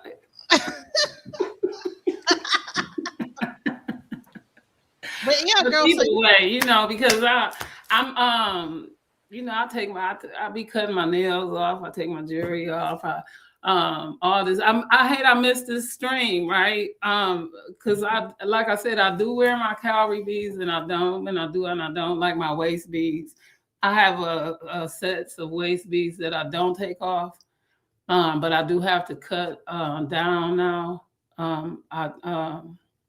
It is, but it's same with my Cowerie beads, the ones that are for my waist beads that I take off. I have a set of Cowerie bead earrings. I actually make two that I wear with my earrings, these earrings specifically. I don't take on and off frequently. So when you see me with my Cowerie bead earrings, I may wear them for a few months and then I take them off and I put my earrings in because I don't do gold as much or silver, these kind of things because of the allergic reaction. Y'all know how I'm high allergenic. So it's those reasons why for my earrings. But as far as my beads, it's for the according to season purposes and whatnot. When I take them off for alignments and things of that nature. So that's why I don't wear them as often like that. That's my principle in my walk. But I never knew you're the first EFI person, or maybe even a second, that I've met and your culture and whatnot. So the only little thing that kind of, I'll say used to, it don't, because I know you a little more now, that kind of used to tick me with you is because you're EFI, and you would always resource to something of China or something to that. Not that it was really a big problem, but because you were EFI. You see what I'm saying? And that kind of would, well, the Chinese do this and the Chinese. No, when that's like when somebody say that German thing, the Holocaust or the German thing. I can't think of it. You always catch me when I'm smoking. The Germans had this Holocaust and the German thing, and they'll result to that kind of thing. But we had our own problems as slaves. So we don't need to refer to something that happened to somebody else when we had our own situations. We had our own things that we dealt with. So we don't really need to refer to something that happened to somebody else. We can refer back to our own things. Not that they didn't go through their own stuff. And, I agree to what happened to them, because it was terrible, but it was not more or less than what happened to slaves. When you was on that transatlantic ship, laid on top of each other like sardines and people peeing and pooping on you, I get that y'all were in camps in mud and rain and all that kind of stuff. But to travel in a ship packed like sardines and that kind of stuff, and then threw over the ship, when you died, I don't know which one was worse. I think that one would have been a little more worse. Right. So when you talk about your Cowerie shells on your hair, are you aware? Tell me what you know about the Cowerie shell. I knew that they were used at a time for practices for maybe healing. I knew that they were used for with our waist beads. I knew that they were also used for senses of money, to a sense. because Yeah, money, they were money definitely was not, currency. It was right, currency. money was not money at that time, you see, and so they were used for trade and money and things of that nature. It was also worn for a sense of culture and inherency. You see what I'm saying? So it showed this kind of saying where you were, who you were, and what you were. You see what I'm saying? Not as such as in a royalty, but as in a status of a person. You see what I'm saying? So what area were you from? And the traditions and who you were. So it had a whole, it stood for a whole lot, like maybe in an integrity of a person. You see, so the culture, traditions, and those things. And so it made it part of a trade and a value. Right. So You when we see? talk about also the cowrie, we talk about currency, right? From when I talked to a brother Oba, he talked about okay, before the other version of currency was I think rice, and then also sand, right? But the thing is that weighing that out could be very tedious. So with calories, it made it a lot easier to count the currency, right? And how much it was, how many calories you held, because who was going to sit there and count that much rice? You have to weigh it, and then based on that weight would be how much rice you had, how much sand you had, different things. So then they came up with the calorie system, and then that was able to be counted and things like that. And so that if you actually think about it, what do they flip during a football game? A coin, a penny. Correct. And also calorie. If you look at the design of the calorie, it's symbolic of a woman's labia. See, that's why I say I wish I was here a little earlier, because I would have really loved to gather more information, because that was so long ago, and you see what I'm saying? So I would have really enhanced and learned something a little more, because again, you are maybe the second Orisha I knew, but I didn't know as much as I know now meeting you. You get what I'm saying? Yeah, yep. And so I think that that's why it was one of the first divination systems, the Cowerie Shell, based on that. So you have like the first divination system, and then the Opule and all those other things came. So I can appreciate that. yeah. So you said that you do divination with your calorie, and what AWO Falokun said is, uh, as long as you have the pure intention of your heart when you're doing it, people could like say whatever. Well, you're not doing it right, whatever. But as long as you're pure with what you're doing and how you do it, that is what feeds the energy of that particular divination system. So because I, ran into some people saying, well, you have to go through this, you be this, boom, boom, boom, boom. But some people also just have that innate ability to be able to open up the portal to be able to get the correct information. So, but I wanted to know how did you get into calorie divination? It was part of my walk. It was part of my walk.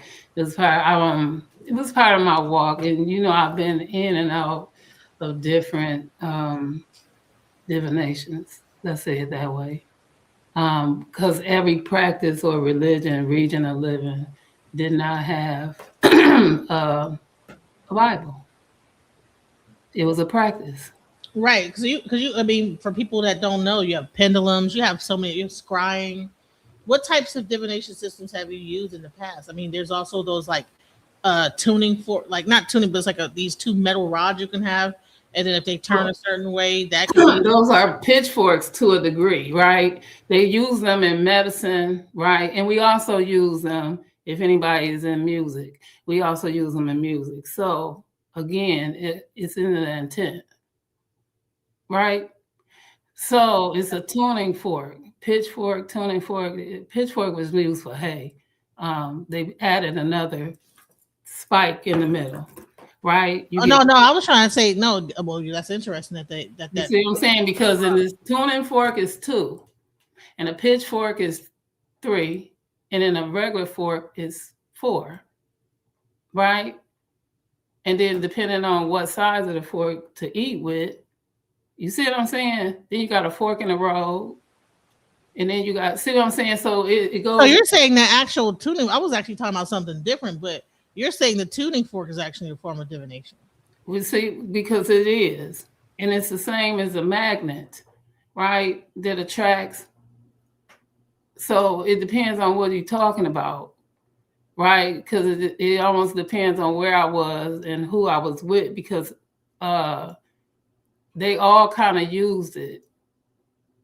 Depending, I could have been within Buddha, but at the same time, it might have not been that, but I could have been Vantis.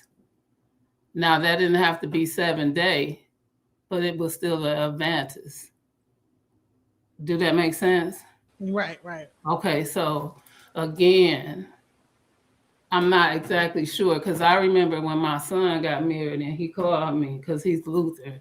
He said, Mom, ain't we Lutheran? I said, I don't know what I was at that time, but he's Lutheran, right? I have a daughter that's Methodist, but that's, so I got 5 children.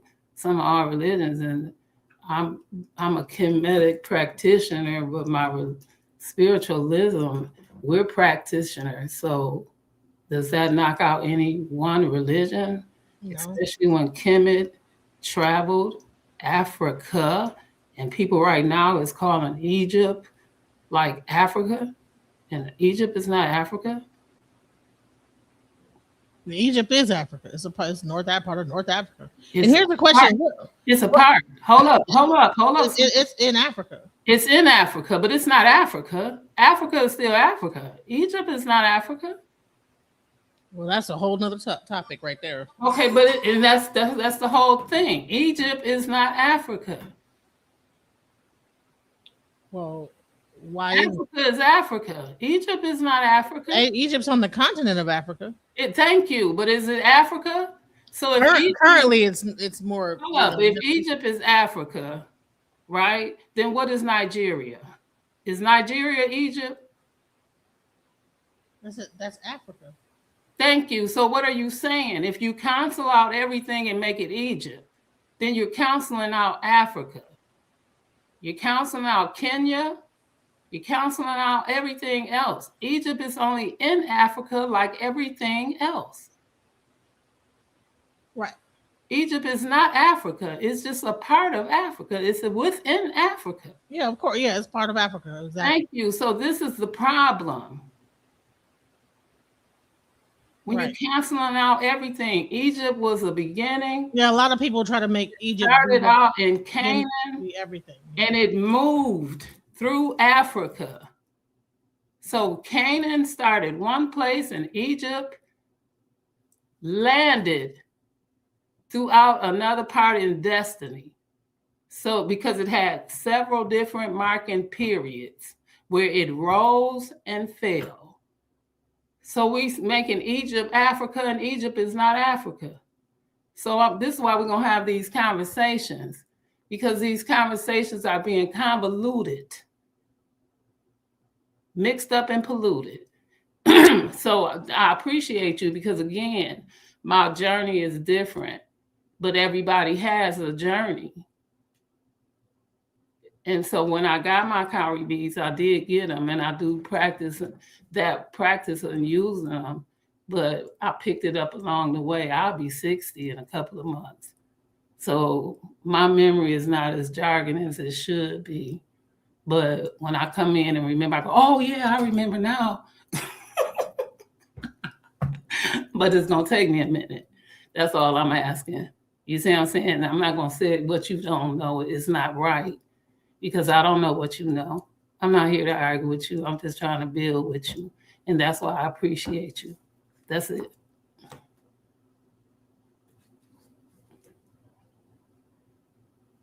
So what were the divination practices in Egypt?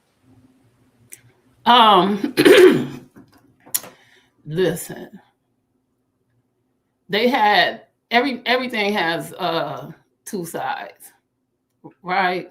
So what they practiced in the morning was the I haves. This is principles, right? So your principles was what you have not done in the morning. And then at night is what you, it was, I will not. is what you said in the morning, 42 of them. And then in the evening is what I have not done. And those things that even if you have, because when you started out not saying I will not do, and at night, if you had did any of those 42 things, those are the things that you need to check and correct. Because it's a personal journey. It's a personal walk. The oppressor is the impressor. Because every time you try to prove something to somebody to make them wrong, you end up proving them right, when the proof is to prove it to yourself. You leading by example. And this is where it starts at. So that's the journey right there. But I'm saying, so you're saying that the negative confessions of Ma'at was a divination practice? The negative confessions is the positive confessions, all at the same time, right? Anything you did wrong, only you can make that right. So anything you did negative, only you can make that positive. For nothing beats a failure but a try. I can't fix your wrong, and ain't no right way to do wrong. So am I right or am I wrong at this point?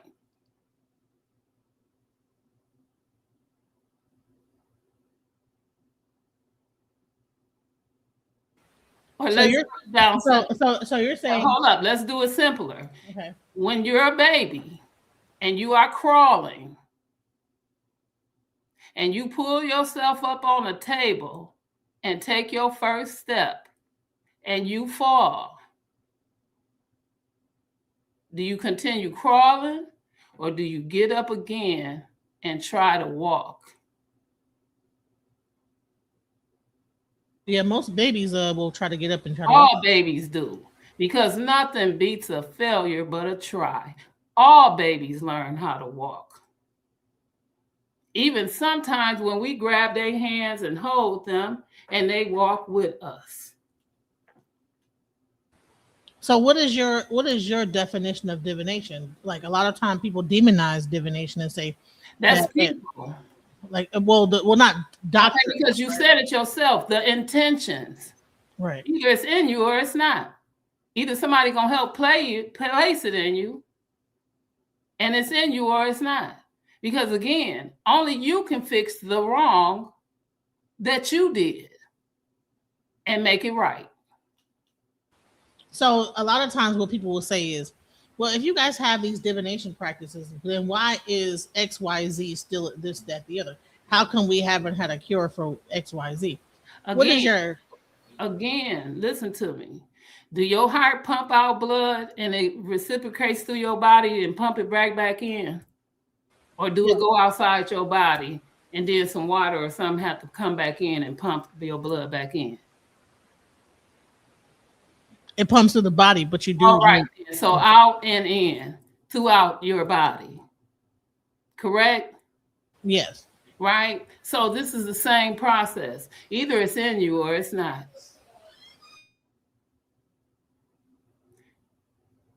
In order to correct anything that you did wrong, you got to fix that, don't you? Exactly. Yep. You got to fix that, though, don't you? Exactly. Even if somebody gave you some help, you still got to fix it or it ain't going to work. Am I right? Pretty much. Okay, so what are we saying? You got to do the practice. I can't do it for you. You got to do the practice. If I want to lose weight, you can't lose weight for me. I got to do it. I got to back up off the table. I got to eat right. I got to do exercise. I got to do whatever it is for me to lose it. You can't do that for me. Exactly. So when people will say, like, hey, you got to read and you got I just want somebody to blame at that point. Right. Because again, it's per. And who's per? Me. Per request. My request.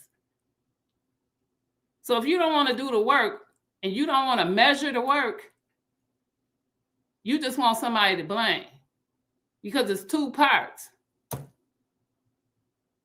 Either you're going to do it or you're not. So what you're saying is prayer and divination are one and the same. It's That's what the Bible said. It said if you're going to pray, don't worry. If you're going to worry, don't pray. I don't know. That's your book. Follow the rules. Because at the end of that book, it says Simon was the leader. So do what Simon said.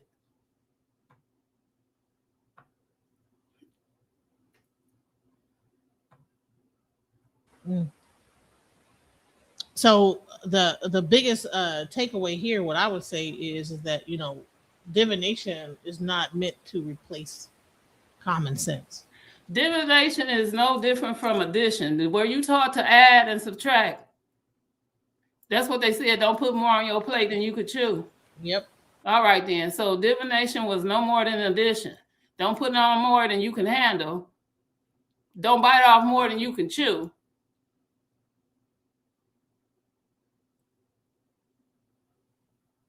And pretty much it'll just let you know if you're biting off more than you can chew. All right, so then don't go in over your head. Reminder of that, right? Right, because the season's gonna change. You ain't not gonna get one without the other. Because if everything keep adding up, where are you gonna be? In over your head. So we better make some sense out of this. And stop trying to have somebody to blame. Otherwise, you are the one to blame. Because people be saying, when you got pointing one finger at somebody, you got four pointing back at you. I don't know where your thumb at, because you ain't never point your thumb back at yourself. I can't get it. But hey.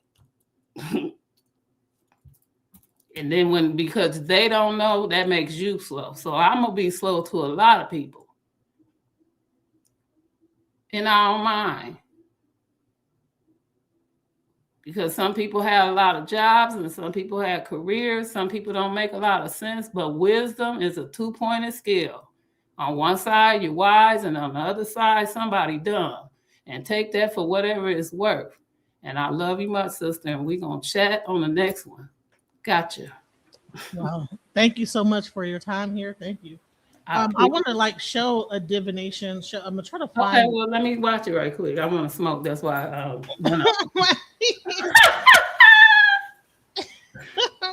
I wanted to show the E5 divination. Okay, well, let me see it, please.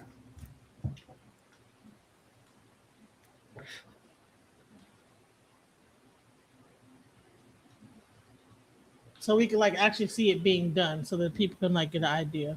All right, so.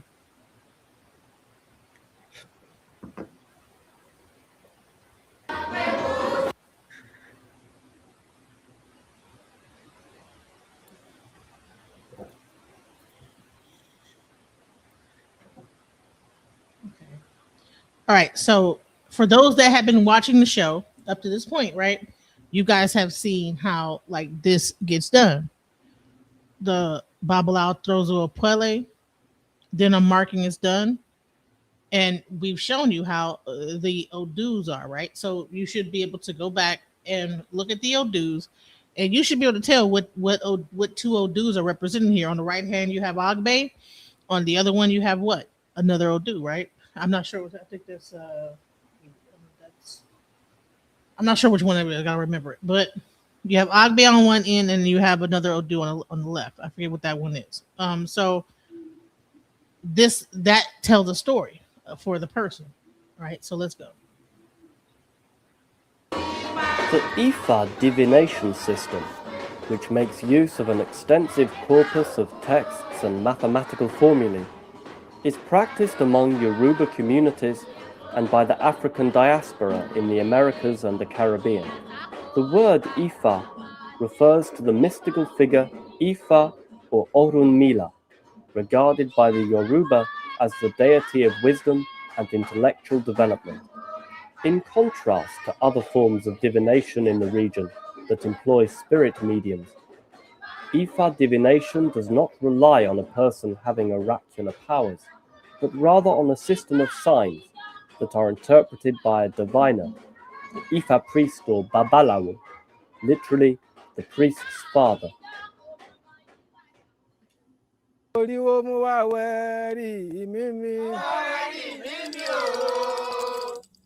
Ifa divination system is used whenever an important individual or collective decision has to be made. The Ifa literary corpus, called Odu, consists of 256 parts, subdivided into verses called esse, whose exact number is unknown, as they are constantly increasing.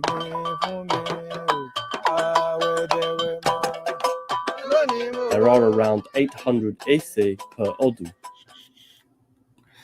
So let me pause this right here. So you hear how, so what he's doing is singing the Odu. Correct. And so the Odu is done in song format. Each Odu has its song and its verses. Just like how a song has verses, choruses, all that stuff. And so what happens is you have a call and response. So this is how Ifa scripture, I would say the literal, when they say the literal corpus, is passed down orally through Tradition. children and to priests. It's in song format. Mm-hmm. So what you're listening to is a person singing the Odu. So let's go. Each of the 256 Odu has its specific divination signature, which is determined by the Babalawo using sacred palm nuts and a divination chain.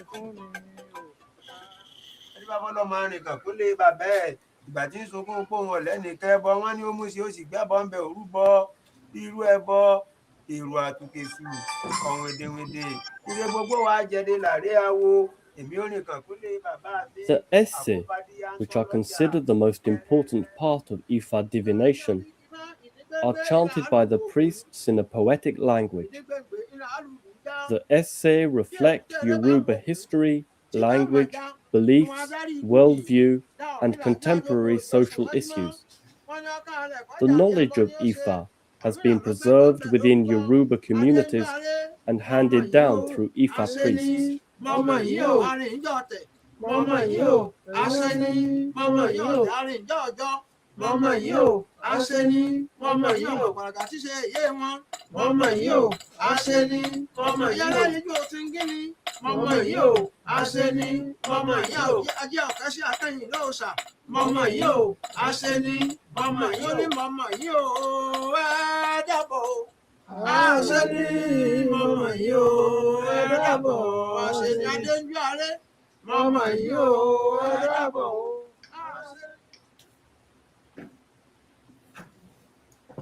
All right. So what I want to so this is a not just a verbal system. People say, well, where's the written aspect of it? No, this is a language. It's a song. It's chants. It's that's what it is, right? And you saw him pounding that thing onto so that round the actual plate that you see is representative of womb, and that piece that the Babalawo pounds on there is similar to a penis, like a phallic structure, and so it's almost to simulate copulation. So it is how that Odu came into play. The Odu, which is that binary thing that causes matter and things to come into existence. So as you guys can see, so Ifa is oral tradition, not just like a passed down, like just by someone telling blah, blah, blah, blah, blah, but through song. So when I tried to explain that in other instances, people just didn't understand what it was. It's like, okay, a person knows the song of the Odu. Okay. And do they call them hymns, or do they call them, what do they call? Like, well, they're verses. They're actual verses. They just call them verses. Yeah, it's like they're just No, that's not a problem. I'm just asking. So it's like it's just they really just call it the Odu. There's not even a Okay. They have to say verses in order for English people to understand it. But Well, I was like, you know, if you call it the Odun, I would, you know, that's more respectable, you know, and I appreciate that. But yeah, people, so when the you hear that, Odu is the pretty much the that's what it's called, the song. it Or is the manifestation of how things with the final thing of when what how something comes into existence, okay, okay, right? okay. That's the okay, and that makes sense, especially when you explain it. It's the Odun. Mm-hmm. Okay, yes, I like that. That's the explanation for it, and that's what it's called. And so when you say when you call it, then that's what it is, and that's what the respect of it is. You see what I'm saying? Yeah, like, but So instead people of try trying to break it down, I'm finna land. Instead of trying to break it down and call it something else, no, we need to call it what it is and give it its due respect. You see what I'm saying? yeah, Because that's the problem sometimes. If you're not calling it manifestation, if it's not, I get that it is part of a manifestation, but if it's called this, then let's call it what it is. right. So Odu commonly refers to the 256 volume of sacred binary coded verses within the West African Yoruba Ifa divination system. It signifies divine knowledge, wisdom, and energetic cosmic forces that govern creation, often acted as a guide through Ifa, through life's as a through life. Um, You see, and that's why people have a problem with the middle nature. You see what I'm saying? Because you want to make it be something that it's not, but it is what it is. mm, You see what I'm saying? Because it was, it's a pictorial anime. They use animals to define because a language was not there. So it was a language in a hymn form, but it used animals for a system, yet it was also to break a code for hymns to pronounce words, letters. That letter came out for the alphabet, right? And so, but if you try to combine this story and crunch a bunch of it, that actually was from all these different dynasties, and after 10 years, we call that what? After 10 years, we call that a generation or so, you know, then why are we trying to crunch it all right now and make it seem like something that's not when it was dynasties, eras, and centuries? But when you try to teach it, you didn't teach it like that now. That's why kids are in elementary, then they go to junior high, then they go to high school, then they go to college. And that's how you had to teach it. But when it comes right now, we trying to crunch it all together. Like, no, it was not taught like that. And you are not going to crunch it together and teach it like that because the information wasn't available. and there was no way that somebody just discovered something in the 1960s and in 1980 it was taught in school. No, they had to teach it and they broke it down in different categories and then they was making it available a little bit at a time. exactly. And Because so in order to not be, I would say, like watered down. thank you. And they were putting in the water. And just like they watered it down, and you know more now today than you knew in the 60s when they were discovering it, and they still have whitewashed it now, you're not finna just throw it out here and then do it to the people like that. That's a lie. You can't just throw it all together right now and then throw it to the people like that. That's a lie. Because it was never fed that way. And then you saying we debunking our elders, but today we using data. What data? The data from the elders? The elders you debunked? If the elders' data is debunked, then so are the theories that you use to debunk it. That makes no sense. I can't say Gemini's grandmother stuff don't make no sense if I use her stuff to prove it. And now I don't need her. Right. Everything she said I'm using it to see if it was true or not. That made no sense. Mm-hmm. Especially when it's the stuff I needed. You using Gemini's ancestor bones. Right. Without her bones, you can't say if it's not. You had to wait for her to die. And you were born 20, 30 years, 1,000 years later. Well, you know what's even deeper? If we actually break it down, and I'm going to do a show about this, is that we'd be surprised how many times we have been here before. We are not, this is not our first time on this earth, but that's a whole nother story. Let's go into deep for some people, and that's why I rock with everything and nothing at the same time, because that's another religion and that's a whole nother something else. And you see what I'm saying? And so that's why when they get to saying they'll go in the paw for this kind of stuff. and this is why I be saying what I say, because that's deep, and that's a whole nother realm. That's a whole nother conversation. That's a whole nother subject, and that's even out of E5 for you to even say that. You see what I'm saying? So, you know what I'm saying? No, it's actually in E5. It's crazy because see what I'm saying? Because I have been in something like that, and that's not even where you supposed. Well, maybe it is now that you said that. See what I'm saying? But people. That ain't, and you'll get beat down. There's listen on some real deep stuff. I can tell you that I think I died in this lifetime with this body, and then continued on a whole nother timeline. I died in that timeline, but then continued on this one because there's slight differences in this timeline than the one I was on when I was actually.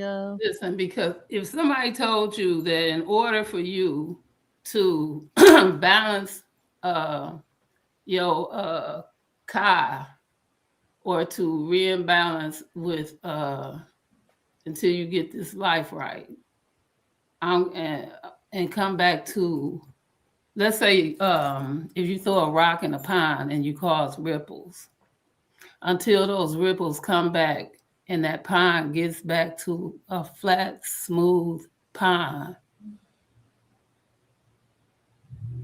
that you have not stabilized and corrected your life cycles. Can you imagine? Let me tell you how crazy this could get when you think about it, right? Could you imagine that a person, right, gets in a car accident, okay? In one timeline, they die in that car accident, and then in another one, they have the same recollection of their previous self. They're the same age. In one timeline, those people mourn that person passed on, everything happened. But in another timeline, that person continued to live on, still have memories of the past, of like that life continues on through their life, like a video game almost level type of stuff. Like you know how like in a video game, and there might be a slight difference, but I might be getting too deep, but no, I've seen this on Black Mirror. Listen here. I tell you, this has happened to me several times. Really? Yes. And let me tell you something. I have had dreams. My mom passed away prematurely. I have had dreams that seem so real, where my mom was alive, and I was in the dream realm talking to my mother. And it felt so real, and I swear to goodness, whatever that was, my mom did. She continued on, and that it was almost like it was letting me know that no, and somewhere in some other timeline, she's still continuing on. So it's almost like even when now, of course, there's a because you still have you have a destiny that you're supposed to fulfill. So if you don't fulfill that destiny, it is my belief that you just keep continuing until you fulfill the destiny. Now that's where I was going with the pond and the water and the ripples. So if you it's like throwing a rock in a pond. Now a pond has borders. So once this ripple gets in the pond, right? No matter how many, all the ripples are in the water, no matter how many times, you don't until the ripples end in the pond, right? Until that pond has no more ripples and it comes back into full balance. You're gonna continue just not reliving. So I didn't relive the car accident. I continue. Listen to me. Listen, it's not reliving the car accident.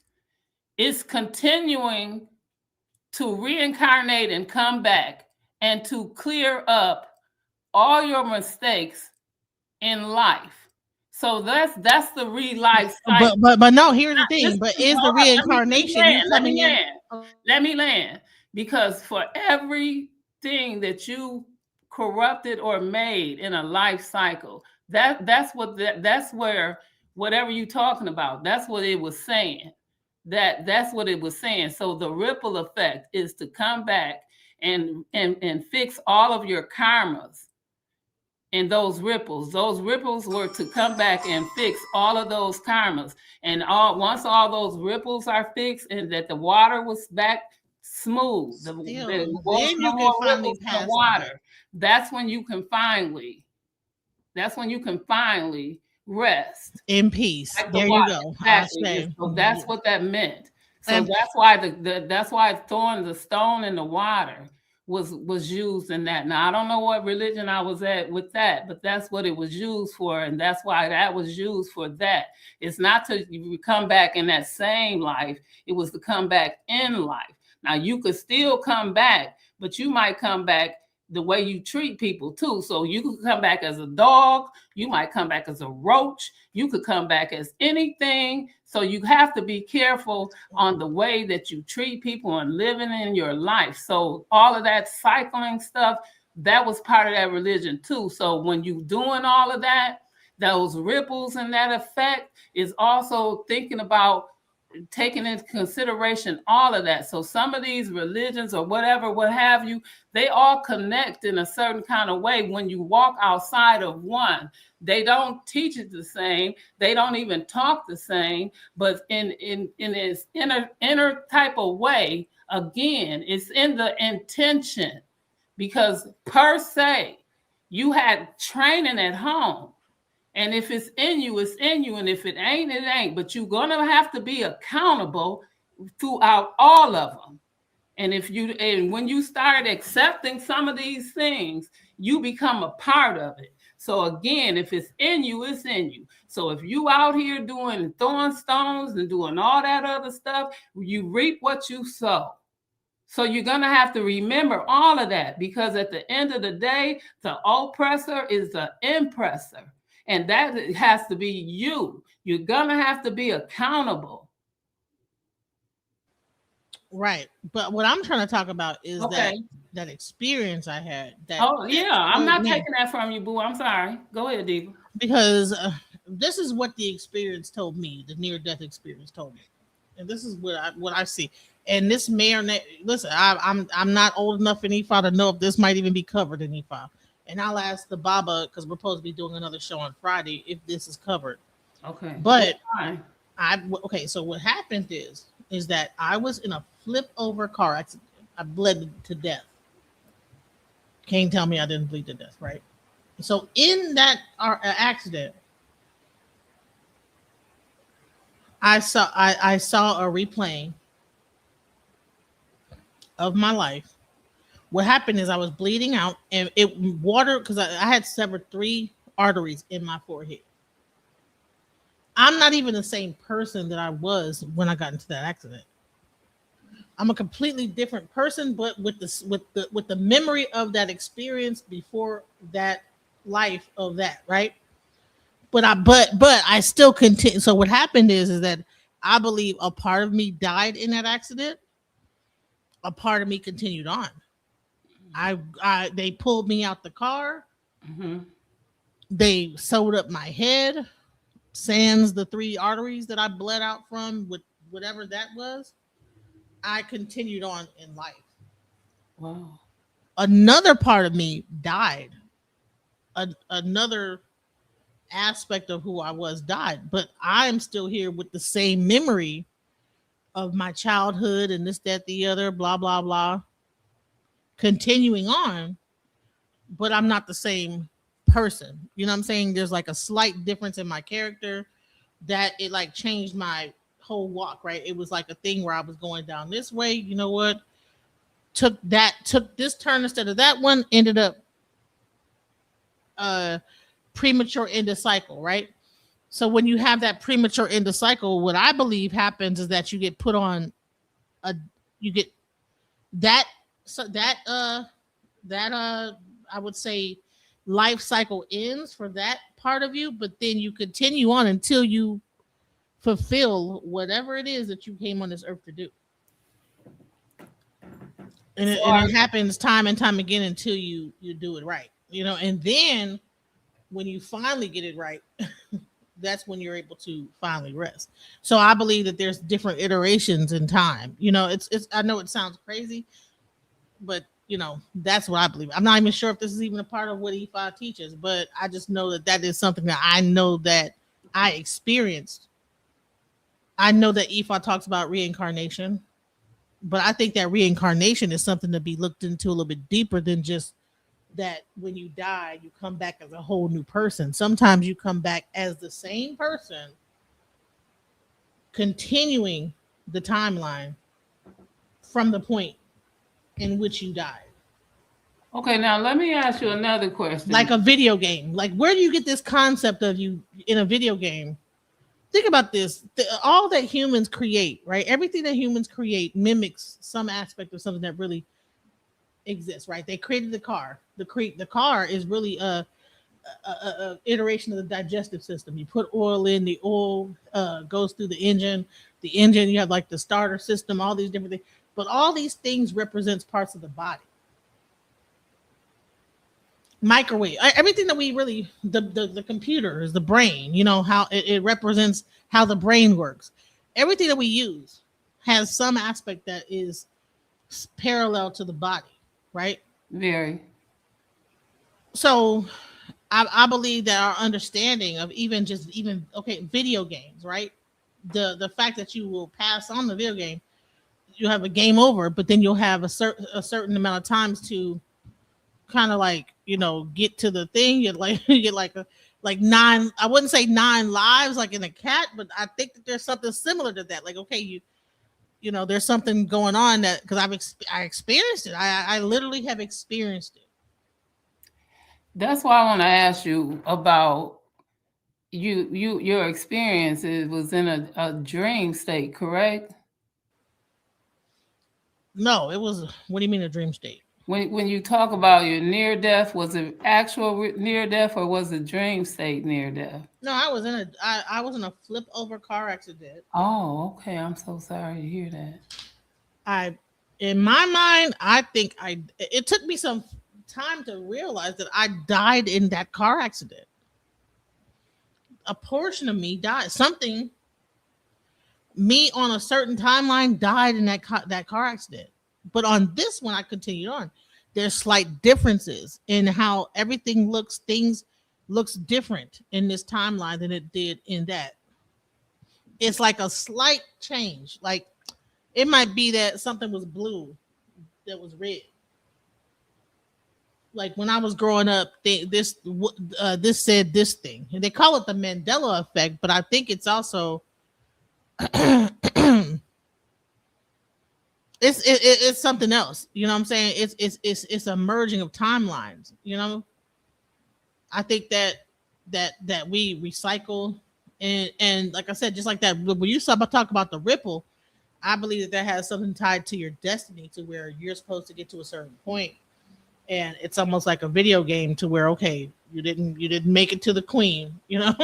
So, okay, start over, but you're going to start from you got to this point, like almost like you got to the, you know what I'm saying? You got to a certain, No, the ripple is where you might have corrected one thing at one point in your life where you was this person and that you fixed that. And now you can, you might have ended that point and then you coming back and now you fixing another ripple. Yeah. And if you make you could either choose the right direction or the wrong one. If you choose it the wrong way, you might have a premature ending, but then you just continue.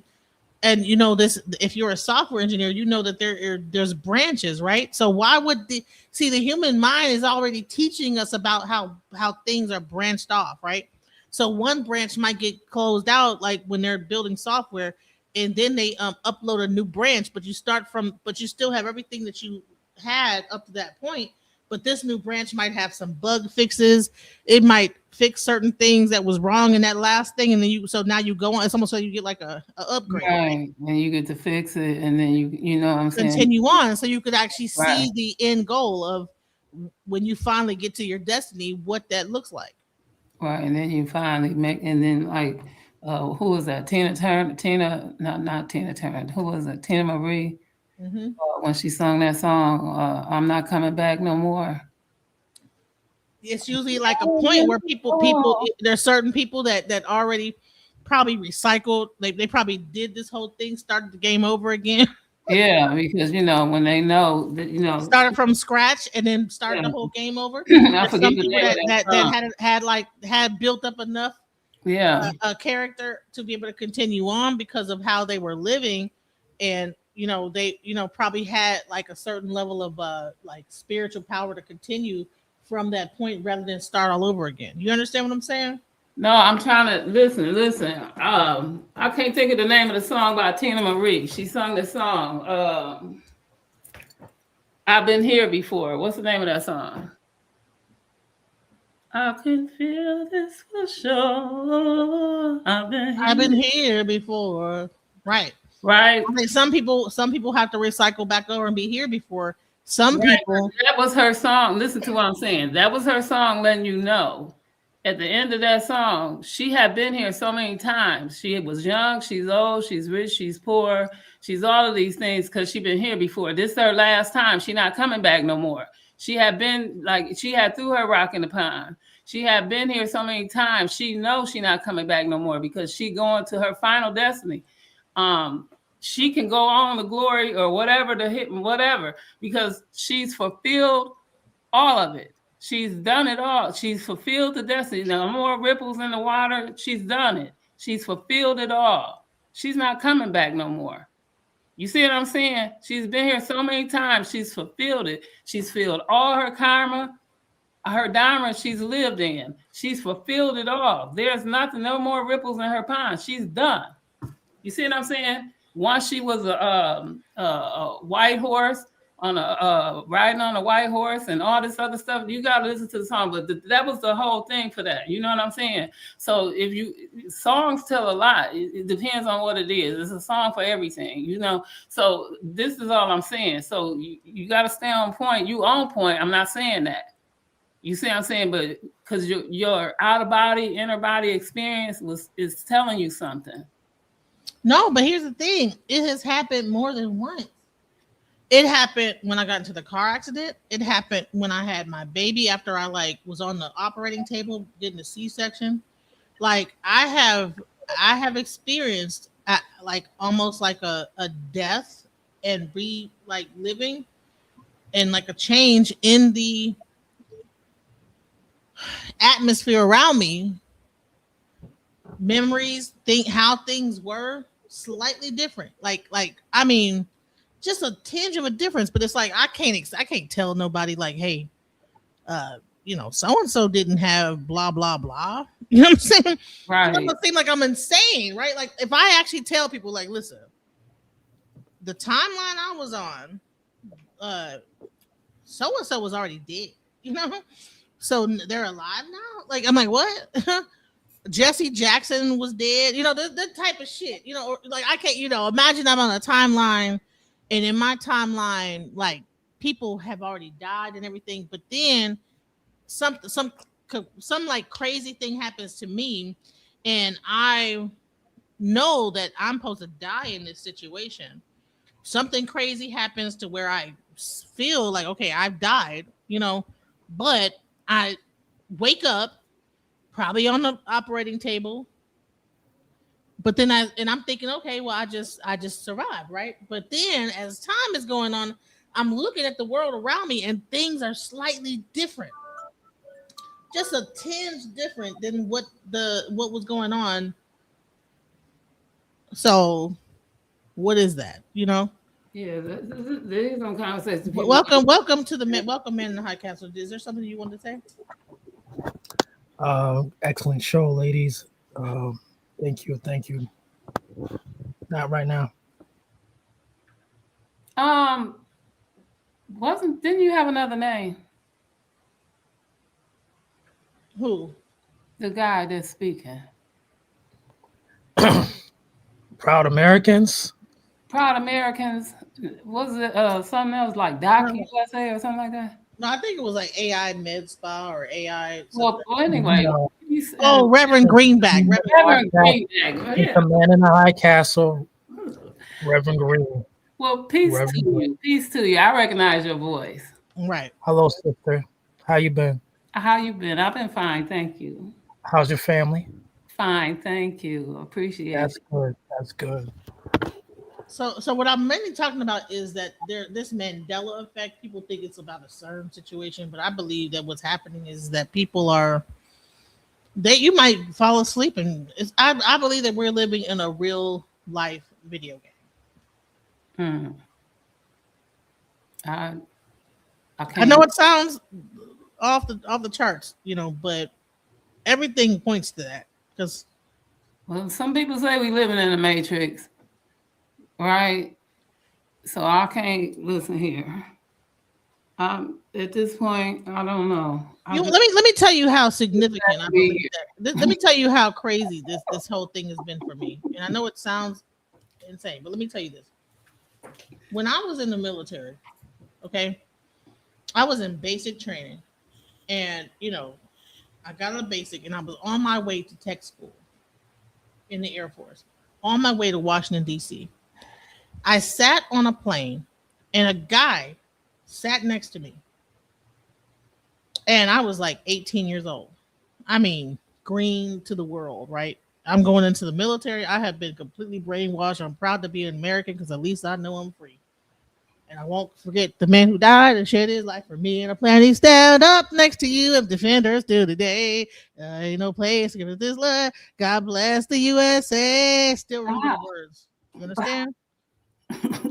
You understand? That level. Okay. Sit on a plane on my way to my first duty assignment. Someone sat next to me and gave me for free announce the New World Order and Behold a Pale Horse by William Cooper. Oh. He was like, oh, you never heard of this? You never heard about that? I'm like, what? You know, I'm 18. Never heard about none of this, right?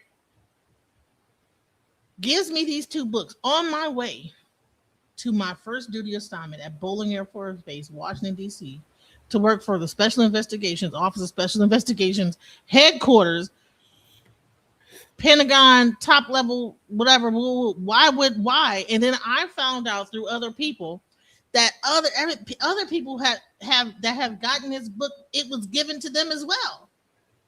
These two books. That there's certain people that was just given this book. Now imagine, I don't know how much this is back in like the 1995. I don't know how much that book was probably worth back then, but it was just given to me. Other people will say, I was given the same book. I know a person, Laurel, that he said I was given it too. Like, someone gave you the book too, right?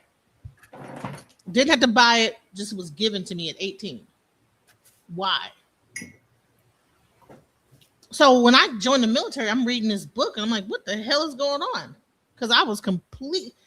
He said, I found mine in a shopping center waiting for somebody. How are this book, right? This profound book. Just, you don't have to buy it. It's just given to you, right? And so from that point on, like my whole military experience, everybody else was just military. Me, I was reading this book like, what the fuck is going on? And how is it that everything that this book was saying is coming true right now? And it was given to me at 18 on a plane on my way to the military. And everybody I talked to that knows about this book did not buy it. It was given to them. And I know I'm not trying to sound paranoid or crazy, or they found it, like this guy says, but they didn't even have to buy it or look for it. It was somehow betrothed to them. Like, what? I've never heard of such a book. What is it about? Come on, I'm waiting. Like, you never heard Behold the Pale Horse or The New White. World Order by William Cooper? Uh-uh. These books destroyed me being in the military. Anything about me trying to be a lifetime military active, being in the military. I read that book and I was like, what the hell is going on? Why'd they give it to me though? Because I mean, it was all kind of soldiers heading to DC to go work. Why was I given the book?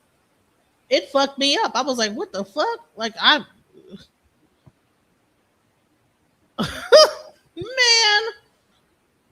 I don't know. But either way, go ahead. Did you want to say something, man, High Castle? I would agree on the sense of I don't think I ever bought it, but I do have 2 copies, and it's either I gave one away because I see I have the torn, tattered one. This was probably yanked from a library.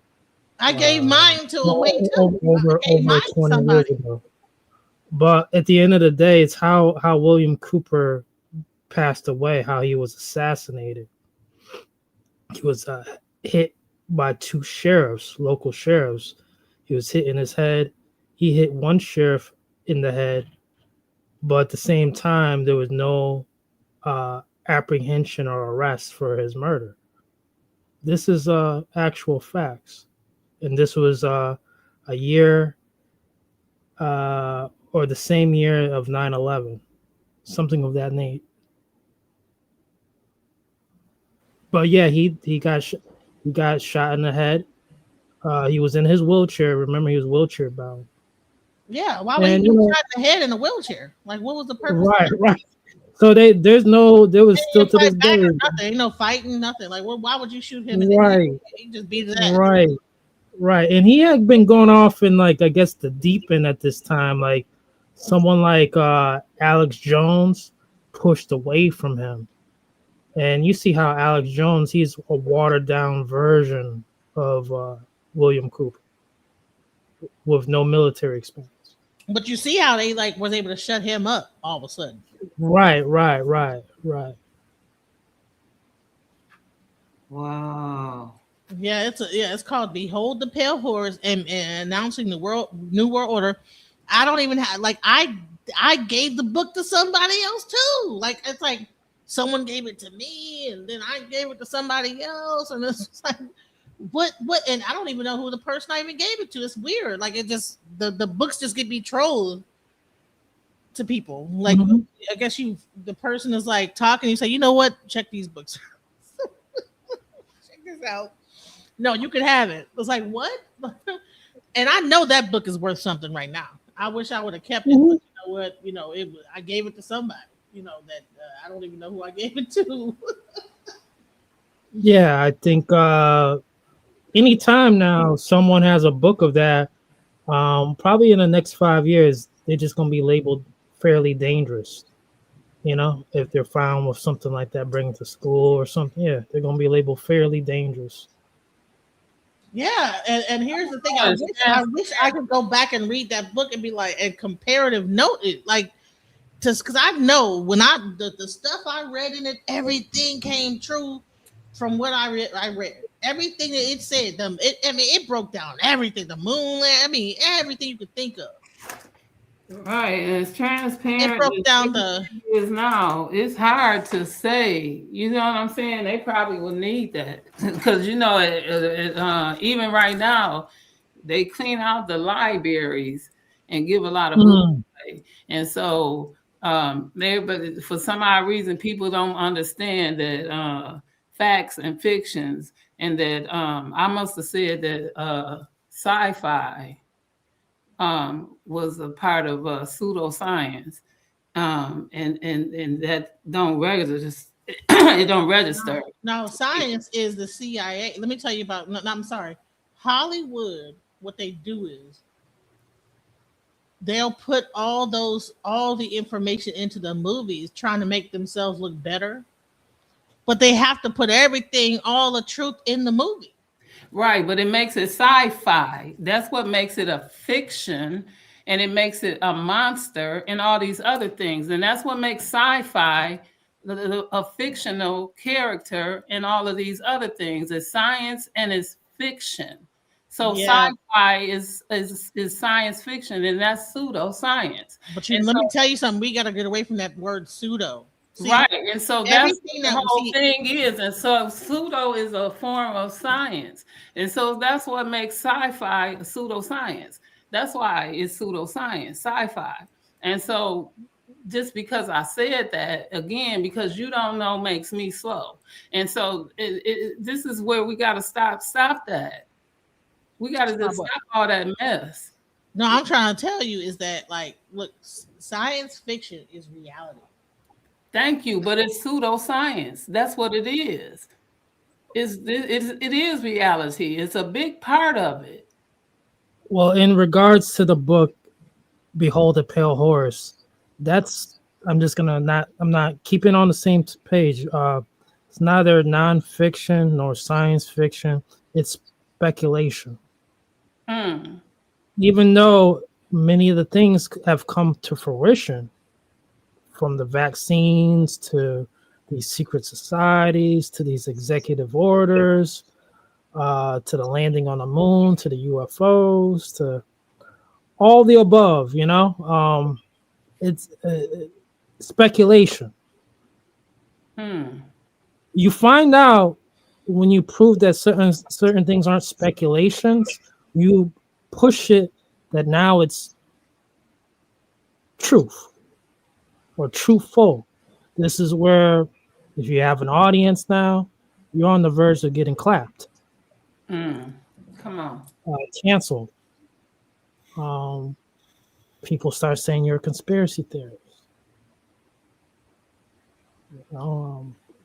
But the pseudo thing, the pseudoscience, I know the genre is growing more. However, this all comes from the sphere of speculation. Pseudoscience is super necessary. However, let's not say that all things that are science fiction can't be pseudoscience. True that. But let's not say everything is pseudo and it's not science. Correct. And that's all I'm saying. Is science spirituality to you as well? To a degree. To a degree.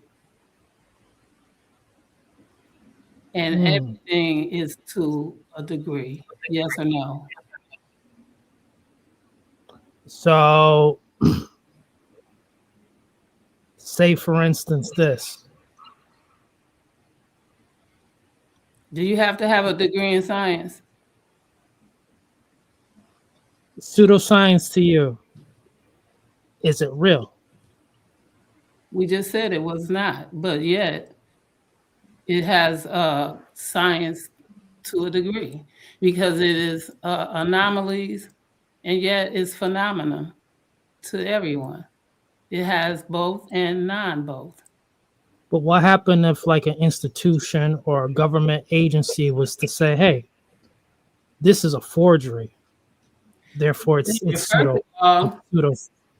First of all, he didn't really write this. Tesla didn't write this. This is not his lost diary. Hold up. First of all, we are out in the space, right? And we find phenomena and anomalies all the time.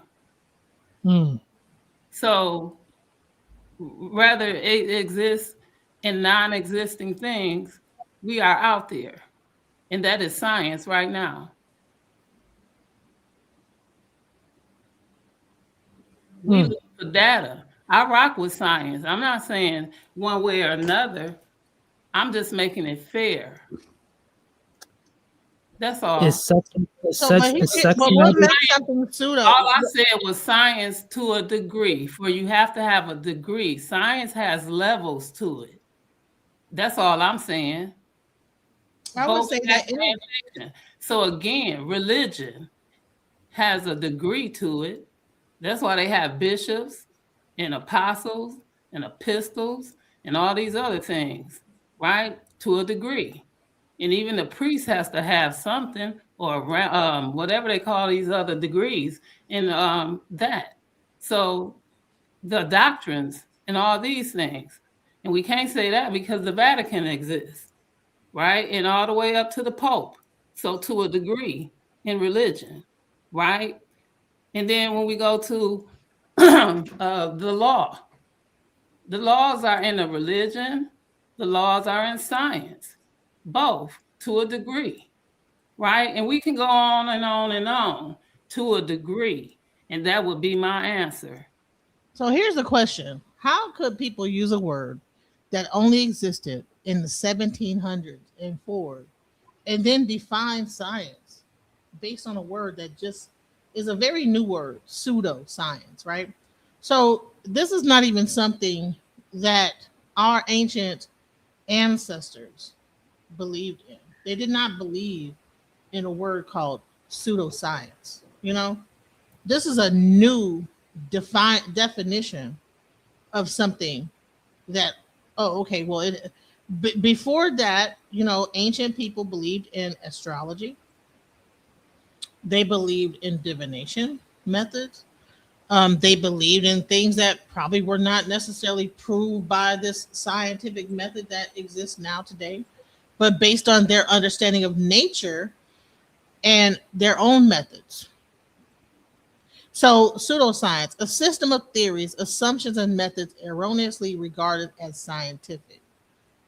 So what happens is that a whole entire group of people determine what is fact and what's not, right? Based on their assumption on how a fact is, you know, determined to be true. But what happens when you label something pseudoscience is dismissive, just like you would call a person crazy, right? And then over time, certain things get actually proven, and then it becomes scientific. So what is the purpose of calling that thing pseudo? Just like you call a conspiracy theory. Then over time, these conspiracy comes true and they become fact. Is it better to say, rather than calling something pseudo or conspiracy, that we just don't know right now? How many movies been made in this honor? It's a movie called Conspiracy Theory. Right. Y'all talked about the Mandela effect.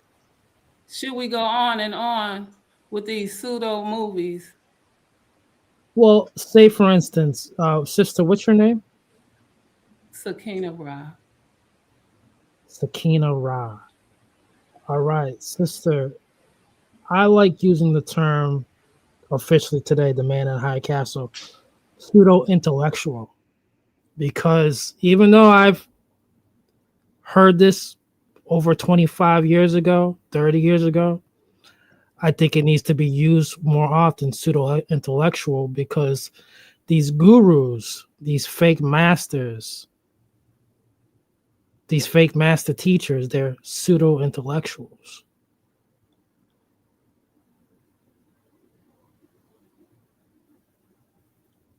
Not only are they grifters, they're pseudo-intellectuals. And their followers notice. They know it so well.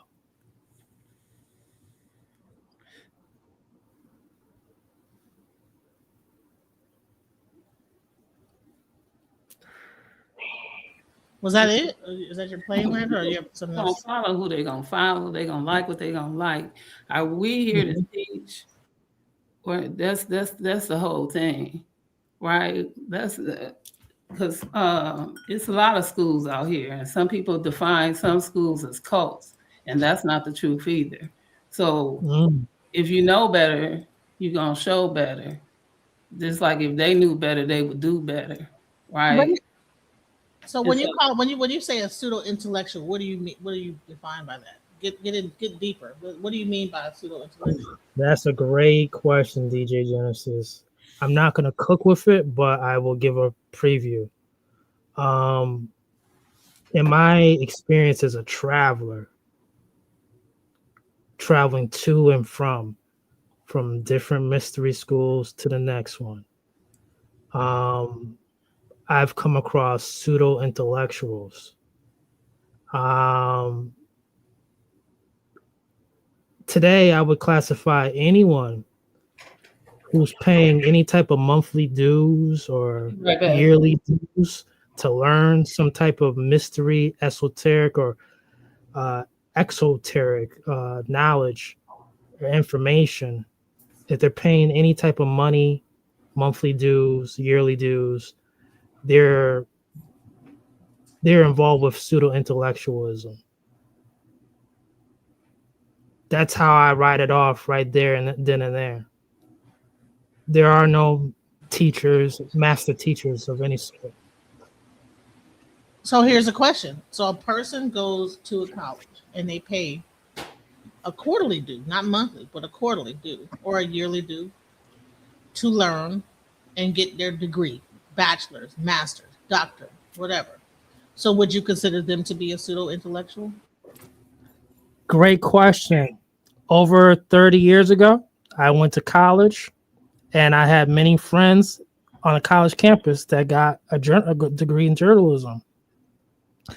35 years later, 30 years later, look at that journalism degree. What did it bring them?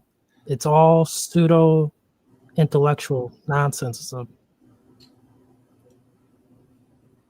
So you're saying that even the college is like a format of pseudo. Yeah. But they also teach science. Isn't the college one of the biggest purporters of science? And just like and theories and the scientific theory. Don't you actually really learn the true scientific theory once you actually go to a university? Isn't that where you learn that? Facetiously, yes.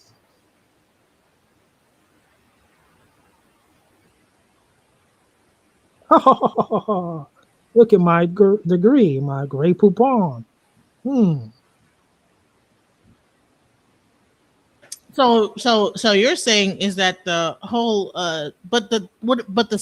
science universities come from ancient Egypt. The whole concept of going to university and going into schooling is a concept that came out of Africa. The University of Cowerie, was Mali, ancient Egypt, different aspects or different societies in Africa had actual universities and schools. So would you say that those are the same level of pseudoscience, or do you think that this is the Western version of college and education as a pseudo? That's a very great question. I would think in the Western sense of things, and when I'm saying Western, the man in the high castles defining European, also known as Caucasian, also known as white. White civilization, Western civilization.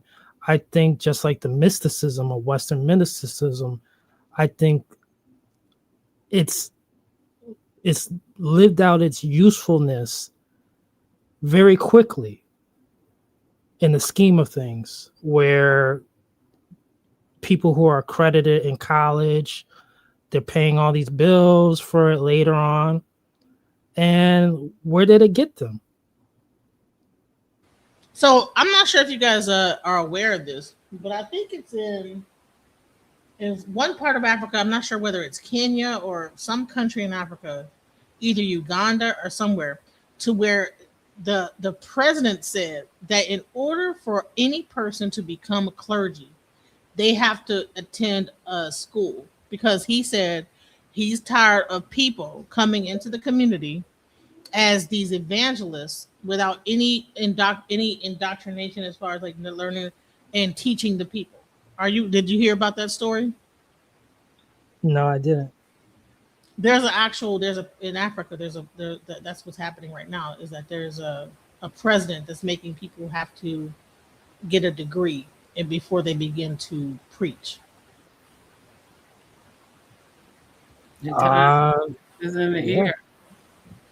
It's like that in America too. They have a whole church or a farm. They have a church or something that they attend, and they have to go to get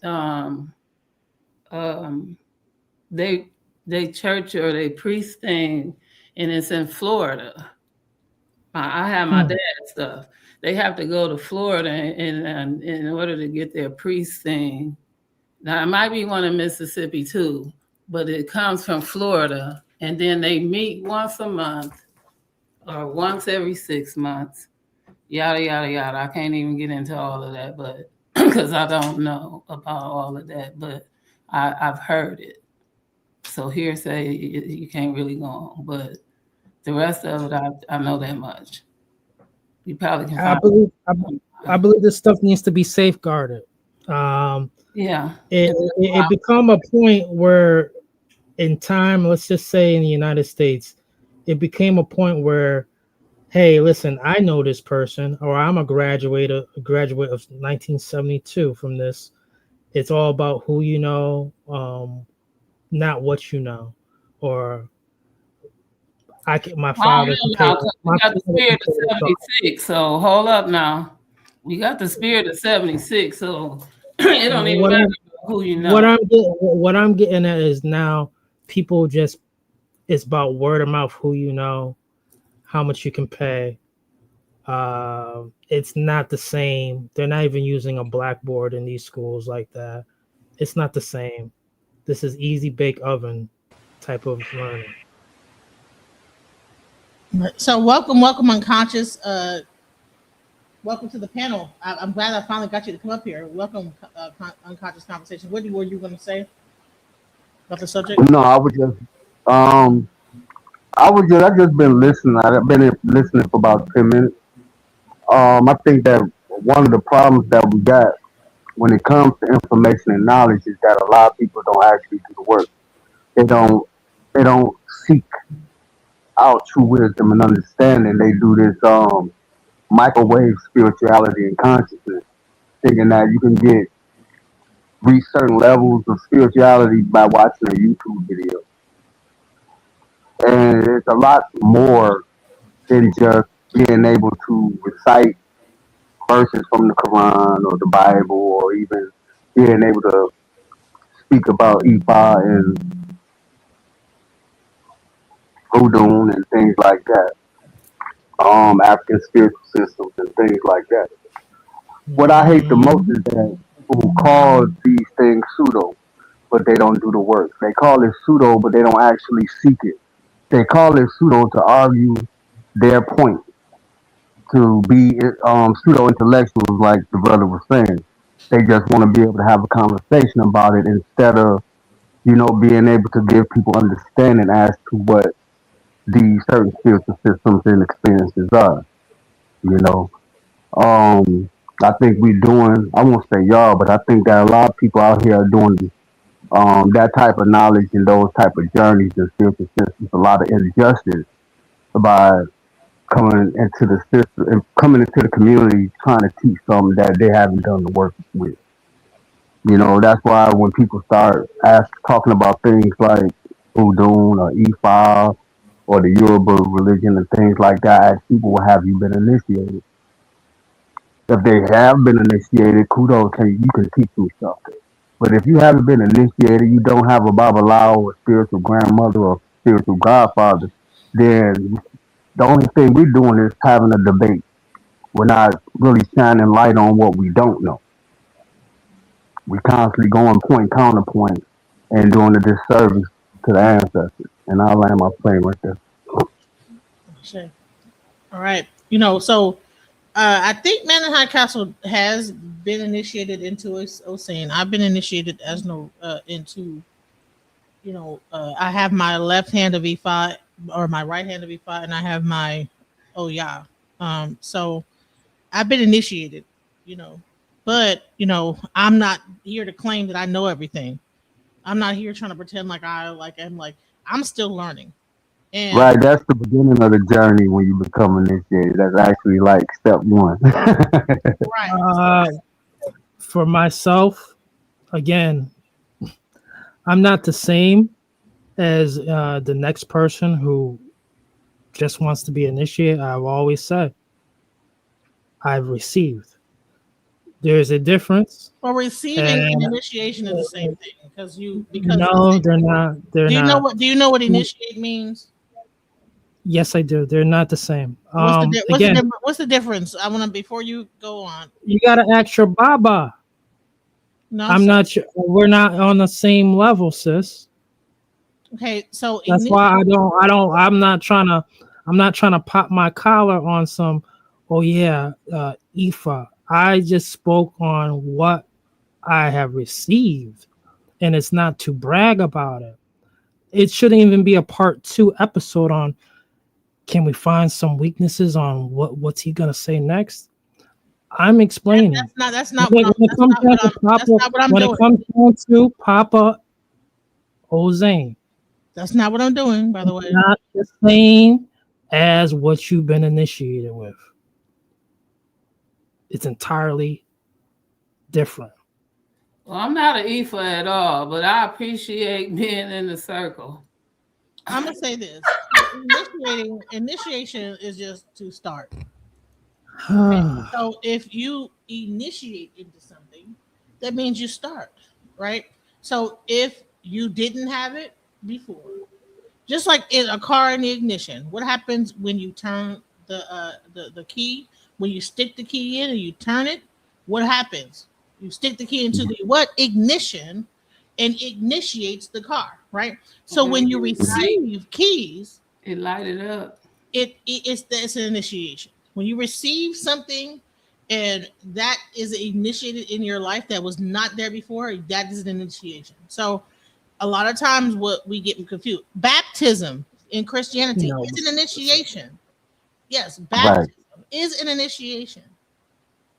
Right. When a person turns 13 in the Jewish faith and they get their whatever, what is it called? The Bar mitzvah. bat mitzvah is initiation. Okay. When you're in kindergarten and you Okay, first well, start hold up, because you're giving it to him now. Hold up, let's be fair. Giving who what? Receive the initiation. Hold up now. Do you want me to help you or not? Because you're doing too much. Let me, because it's 3 against 1 now. If you want me to be on here and help you, it's not 3 against 1. Be fair. So I need you to be quiet. Relax. Listen, I'm asking, do you want me to be fair or do you want me to be quiet? And I want you to be obnoxious and tell it how it is. Go ahead. I'm gonna be fair, and that's all I'm gonna be. But I need you to be quiet now, because he's an initiate, and an initiate on his behalf is a start, a beginning, right? So that is being fair as a start.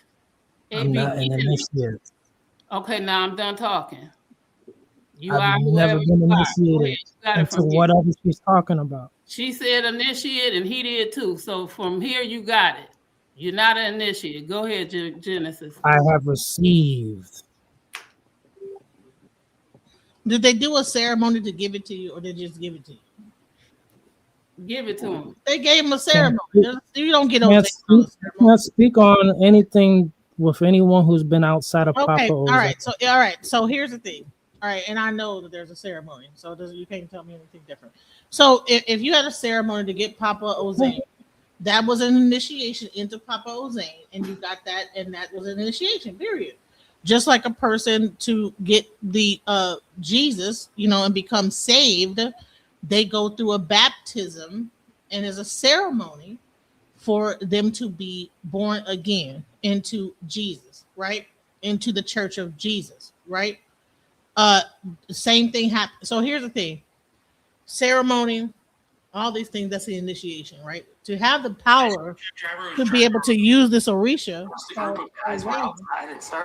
there's an initiation that goes down, period. So that's it. So So the bottom line, and there's an initiation for you to be able to work with that Orisha and to work with that energy, whether it be Jesus, whether it be, in You Judaism. don't get initiated into your black belt. You don't get initiated into your black belt. That's initiation. What do you mean? No, you don't get No, a initiated black into belt your is black belt. initiated. You Listen, don't get initiated into your black belt. all of You karate receive is it. nothing but You need initiation. to understand the difference between us received All and karate initiated. and We're not martial the arts is same. nothing but initiations. What are you You talking got your stuff from someone You different. are- I didn't get initiated into nothing that you talking about. You're focused on like you're focused on the. We're not the same. It's not. I never said we were the same. Received and initiation are totally different acts. Okay, I'm not going to agree with nothing that you're saying from the outside. Unless you got it from somebody that was dead. And Let's you just received it, because let's they pass already- it on to someone else. If you didn't have a ceremony, okay, well then we'll just pass it on. Never mind. You received it. Somebody probably died and he got it, and so therefore it passed down. And also This time you just I don't know why you don't ask one. There's no other way. Ask one of your OG Babas. You need to ask one of your OG Babas. What's the difference? Just do that. I'm not gonna have this conversation with someone who has not received the reason why you have these receiverships and initiations because there are protocols inside these spiritual systems. These energies can be very unforgiving if you just don't know the certain protocols on how to work with these energies. That's why people out here messing with these spiritual systems and getting messed up results. That's That's the reason for initiation. That's the reason for having Babalawos and spiritual godmothers and godfathers, so that you can have someone that you can go to. Now, brother, I'm quite sure that you have someone that you can go to when you have questions about, on this path of Papa Obey. So we have to understand something. We can't put ourselves in a trick bag about words. Yeah, I'm not. It's 2026. My thing is no, brother. It's 2026. So I've been told. My thing is way before 2010. I'm not doing this stuff with nobody who's on 2026 talking about initiation and all this. This is okay. So you believe? Wait a minute. So you believe just like let's take karate for instance. Let's take karate for instance. I don't want to. I don't like this argument. With someone I don't know. Listen to what I'm saying, brother. I'm just trying to give you examples. I'm not trying to tell you right or wrong. What I'm saying is this. Oh my God! I'm about to drop down because I think he definitely is not. He's a pseudo intellectual. No, you're I'm trying to have a conversation. So I bring up the term pseudo intellectual, and I want you guys to use it properly. And I want you guys to use it how I hear it. I'm gonna use it how I hear it and my understanding of it. You're not nobody no discussion over. You just want to talk over. Brand new. So thank you for having me up. Maybe I can come back over. We can have a better conversation than this because this is getting out of hand. So I'll come back over here and I'll talk to you. It says that when I know what I've seen errors. I see people get upset. I see people throw fits. I see people get corrected.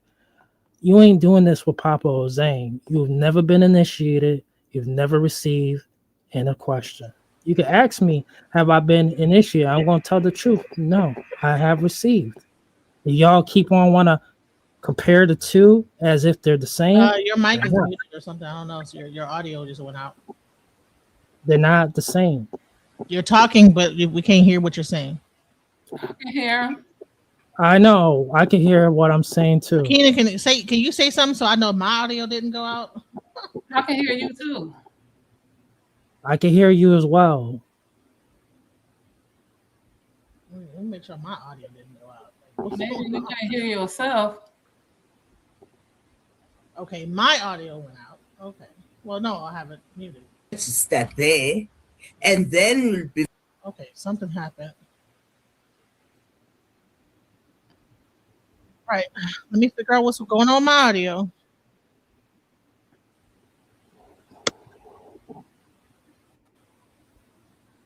Okay, let me ask the question. Where did you receive, but you didn't get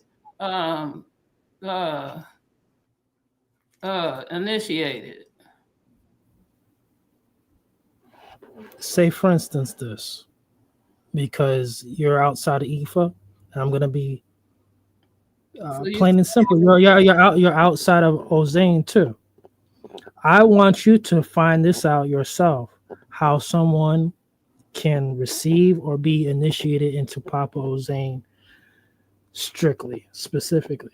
Well, lastly, as I look at your picture, check. You have a, Can you hear me? Okay, so it was who you knew.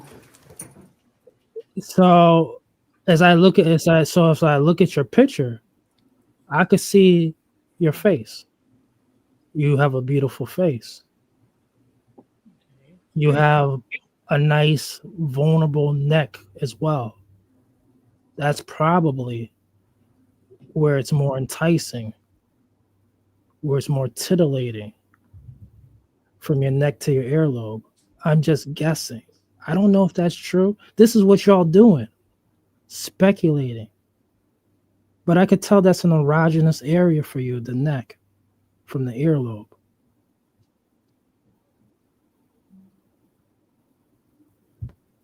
But if I keep on saying that the way it is, it may not be the way it is for you. I'm telling you, it's not the way it is when it comes down to initiated and received with Papa Ozane. It's not the same with the next ones. Let's leave it be.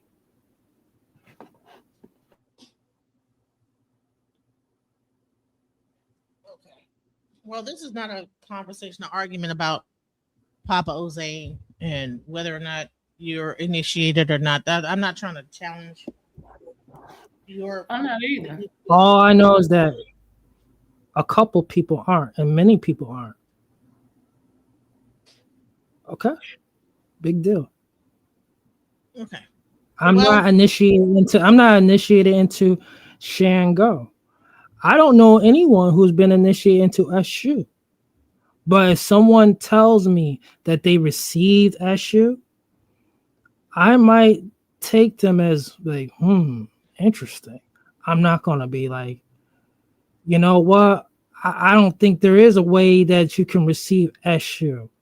So you've been initiated in SU? No, they just told me they received SU. I can dig it. Yeah, these people are doing too much online. 2026. It's because they're young, and there's nothing wrong with being young. Right, I can dig it. And their teachers is young too. No, I truly understand now that I listen to you more and more, because I be over there with the Commission of Depth with the Moorish Temple, and I'm Kemetic all day long. But I see that face of yours, that neck of yours. And you know what I would do to that neck? Nothing. What in the world? Nothing. Go ahead and play a video, Genesis. I would tear your earlobe off.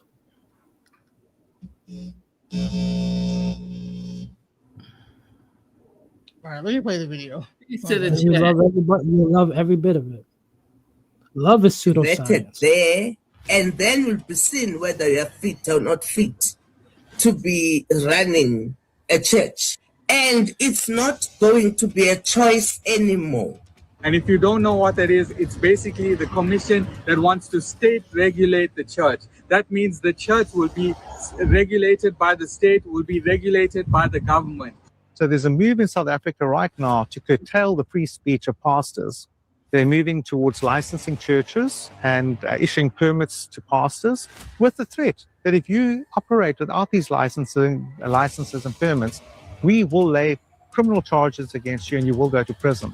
The church in South Africa is under attack. There are attempts by the CRL Rights Commission to pass legislation in order to control churches.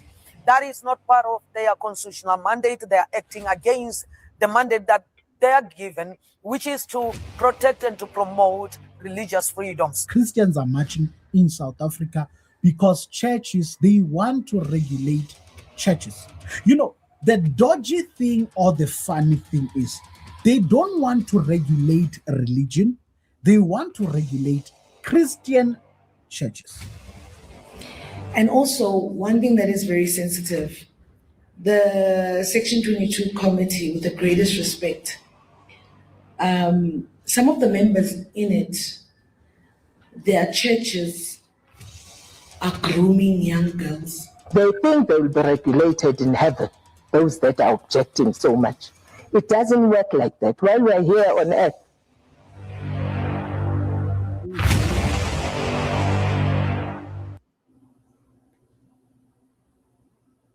So I'm not sure if you guys are aware of this. So in South Africa, I wasn't sure when or where it was, but I guess it's South Africa. They now want to make church a state-run thing, to where you can't open up a church unless you get like, you know, some kind of a education. I do you think that this is a bad thing in Africa, or do you think it's a good thing? Definitely have to be good. Listen here. They tired of the freaks too.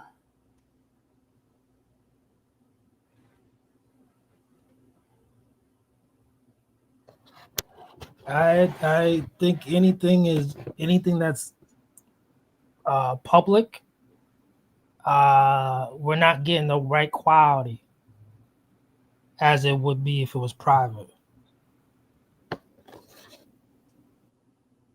Well, let's hear a little bit more what's going on in South Africa. Where the government, the South African government, intending to regulate the churches in South Africa, saying that no, churches are doing wrong things, churches are doing bad things, churches are doing that, and generalizing all churches. There was this woman, if you can remember remember her, when she was speaking about how the revelations and the churches, that how do you see God, how do you know God? educate our people that no one talks to God. Okay, let's just put it as bluntly as all that. If someone says to you, God was talking to me, tell them to go to the psychiatric ward. Because if they say God is talking to them and calling them and telling them this is going to happen, and it's not going to be a choice anymore. We are saying there must be legislation that will say this is how you register. If you have a calling, teachers have a calling, doctors have. So is it like a thing in Africa that to be a preacher, you didn't need to get like any kind of registration? You just like no kind of like schooling. In America, well, I guess they're saying that preaching period, without like having a state approved certificate, you can't do it. Is that what they're pretty much saying? Yeah, they want them to have the same criteria, like knowing how to preach and certifications, and I guess they want them to be I don't know. It just sounds like they having the same kind of problems, like girls are being trafficked or pedophiled or what. I hate to say it like this. But this is what they're saying. They're having problems. And these problems are not being met. They're trying to get to the bottom of it. It's more than just the preaching. So do you think that preaching in a Christian church should be regulated? Listen, it's more than just the preaching. Listen to me. It was the whole thing. If you go back, because Africa is connected to the whole thing in the religion practice, and that practice was everything went to the Pope. So even at one point, and I can't say this is still now, but some of the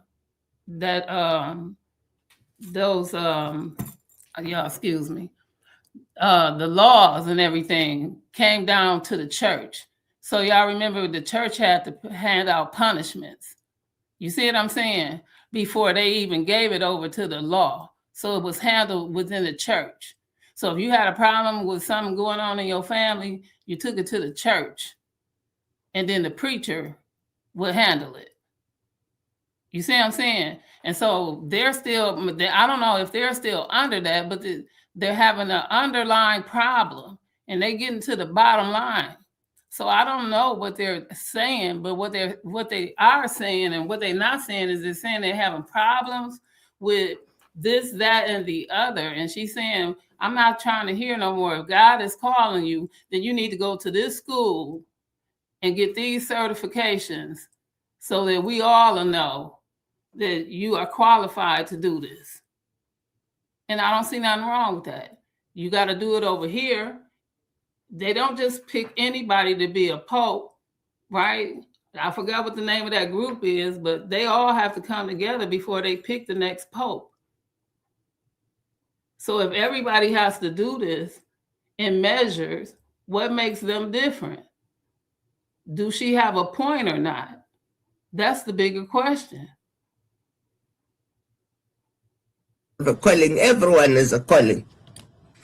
If you're going to start a church, for instance, there must be a system that says, go and register there, and then you'll be vetted there, and then you'll be seen whether you're fit or not fit to be running a church. So that's the system we want to use. We want to say it's not going to be a choice anymore. We are saying there must be legislation that will say this is how you register. If you have a calling, teachers have a calling, doctors have a calling, everyone is a calling. As espoused in the Constitution, that you can choose whichever one you like, but it may be regulated. They think they will be regulated in heaven, those that are objecting so much. It doesn't work like that. While we are here on earth, you must be monitored. They think they will be regulated in heaven, those that are objecting. And also, one thing that is very sensitive, the Section 22 committee, with the greatest respect, some of the members in it, their churches are grooming young girls. We see young girls getting married to old men. You find a young girl, she's 15, 16, she'll get married to an old man into a polygamous marriage. And as a gender-based violence and femicide activist, for me, it then puts the question to say, what do we do then? Are we gonna allow these men to still be part of this Section 22 committee? Are we gonna turn a blind eye? Because that's grooming. Wow. Yeah, it's a bottom line to this. It's a bigger picture. So you know what I'm saying? I don't know what the real issue is, but it's an issue that warrants looking into. Well, we have to understand that there's secret societies out in these countries. Here, we're not trying to have all of that understanding in America and over there, because they're the United Kingdom and we are the United States. So our problem and their problem are two different issues. So you hold that flag over here. And they have secret societies in those countries, and like so South again, Africa. Again, that don't mean that she don't get to listen to. Secret society that. I'm gonna say this is that what is so the churches over there, are they ruled by are they these Catholics, or is it just the Christian church period? Does anybody know anything about what's going on in South Africa? Great question. The Jesuits have the dominant factor there in Africa, especially in South Africa. They only have one religion. They're not Baptists. They're not Judas. They're not all of that over there. They're only Christians. This is only one thing over there. Hold up. Let me stop that. Let me stop that lie. They're also Muslims. So they're only Christians and Muslims. Right. So when it comes down to the Catholic side, when it comes down to French had the dominant territories throughout Africa and still to this day. And so the French, they would use Jesuit Catholicism. And these are the ones who have done majority of the kidnapping, allegedly taking the young babies from Africa and sending them to France through the Jesuits. What she talking about with them young people marrying them old men right now? These are these secret societies out there. It has nothing to do with the church, sir. Yes, the She's secret talking societies. about the church, sir.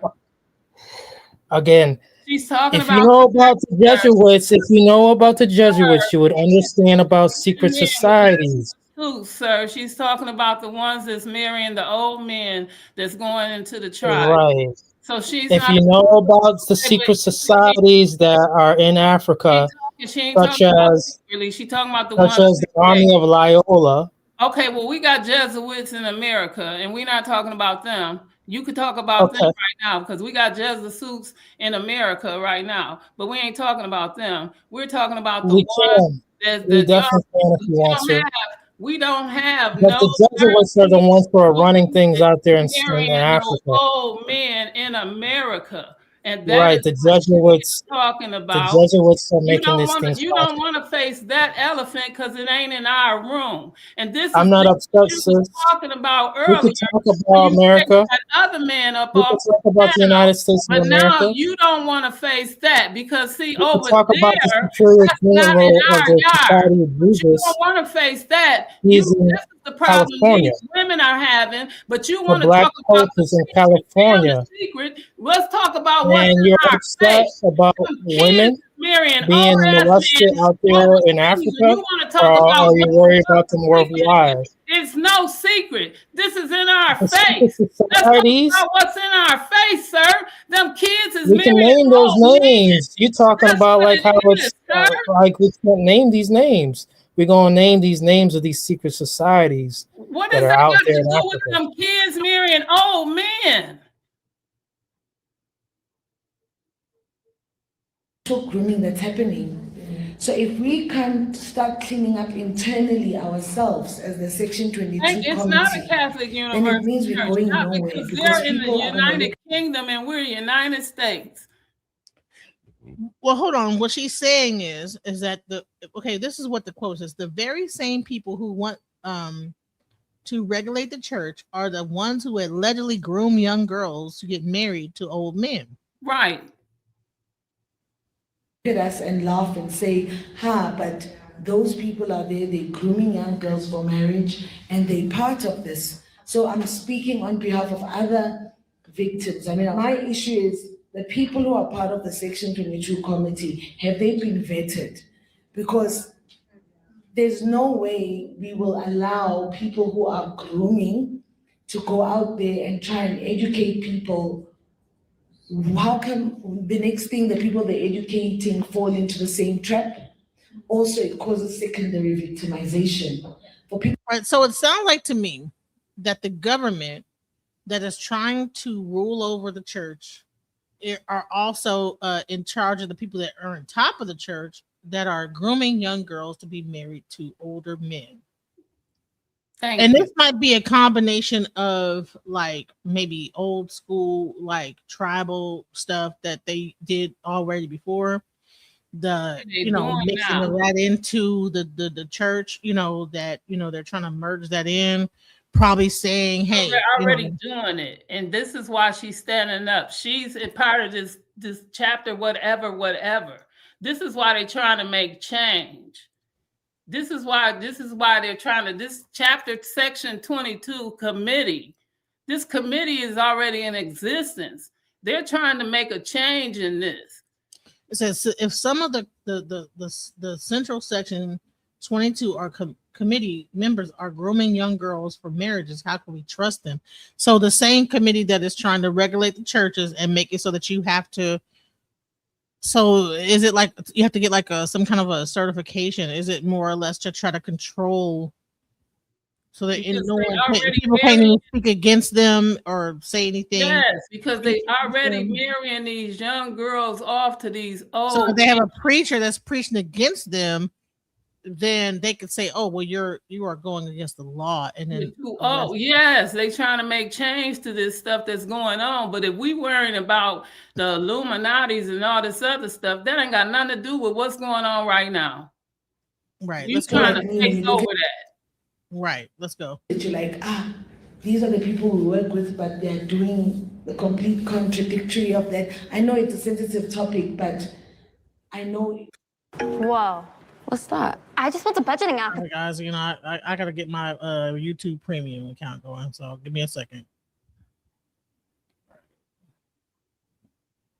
This, I thought it was done and dusted, but now it was not done and dusted. The mandate was rejected because you remember pastors went out in the streets demonstrating early, I think late last year, they were demonstrating, but the mandate was rejected. So there's a committee formed, the church defenders. It's called the church defenders, where now they want and they are fighting that no, you cannot regulate churches.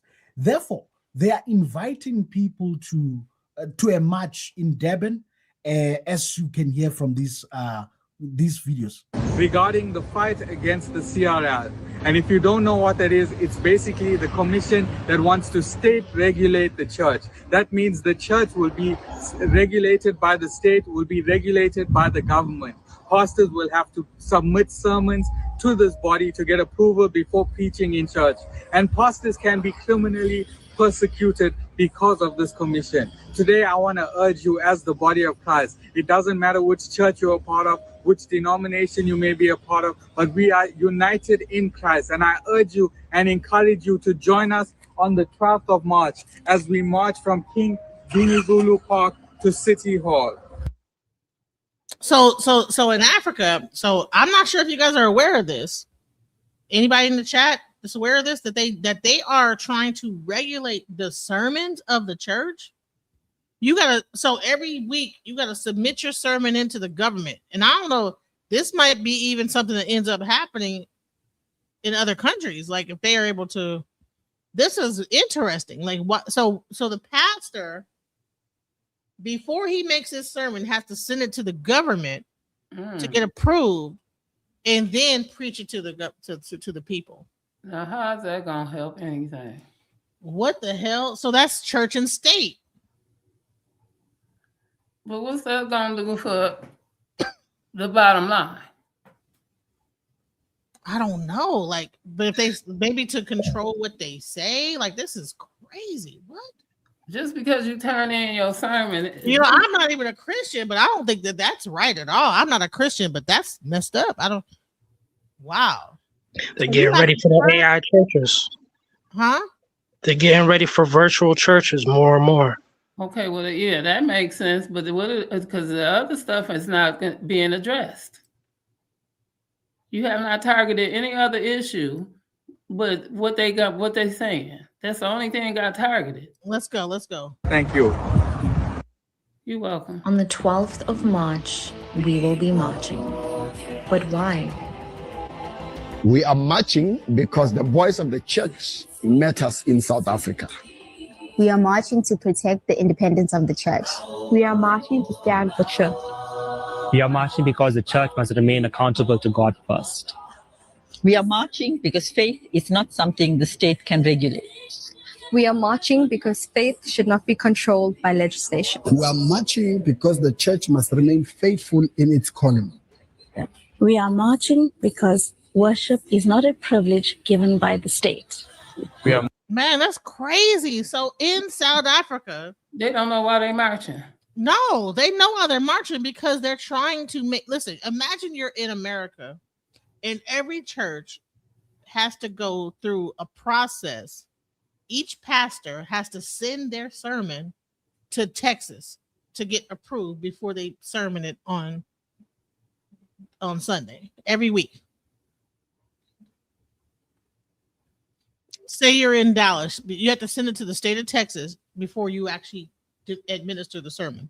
So then what happens when they get like probably bowed down with sermons, right? So that means that pastor can't preach or he'll be prosecuted.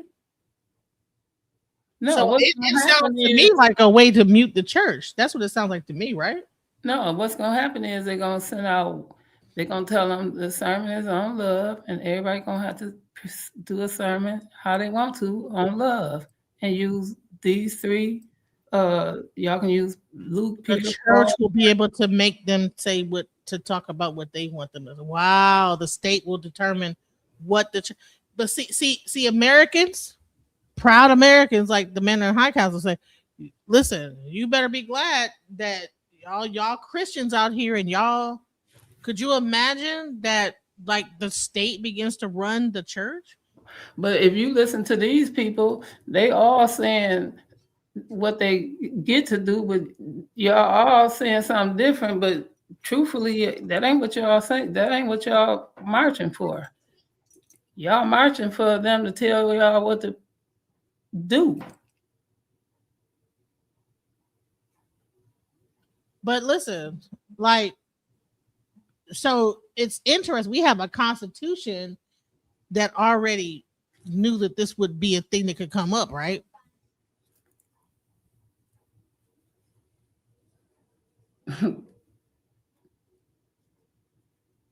But in Africa they don't have the same constitution, so therefore you have the government now trying to make it so that the government controls what the church says. That's crazy. Marching because our faith is central to who we are. We are marching for our constitutional rights as believers. We march because the church belongs to Christ and not the government. We are marching because the next generation deserves the freedom to follow Christ. We are marching because believers must stand where faith is challenged. We are marching to protect the sacred space of the church. We are marching because the church must remain free to shepherd. So march with us on the 12th of March. See you there. The church in South Africa is under attack. There are attempts by the CRL Rights Commission to pass legislation in order to control churches. That is not part of their constitutional mandate. They are acting against the mandate that they are given, which is to protect and to promote religious freedoms. Let me tell you that religious freedoms, freedom of association, freedom of belief, freedom of expression, these are rights, freedoms that are enshrined in our constitution, and we cannot give away our rights. Let me tell you that during this time, we are seeing what happened during the time of the book of Esther, where Haman wanted a decree in order to kill the Jews. What are your thoughts on this, guys? This is actually a black the black president of South Africa. Can't blame it on the white people this time. This is like the who's doing this? Like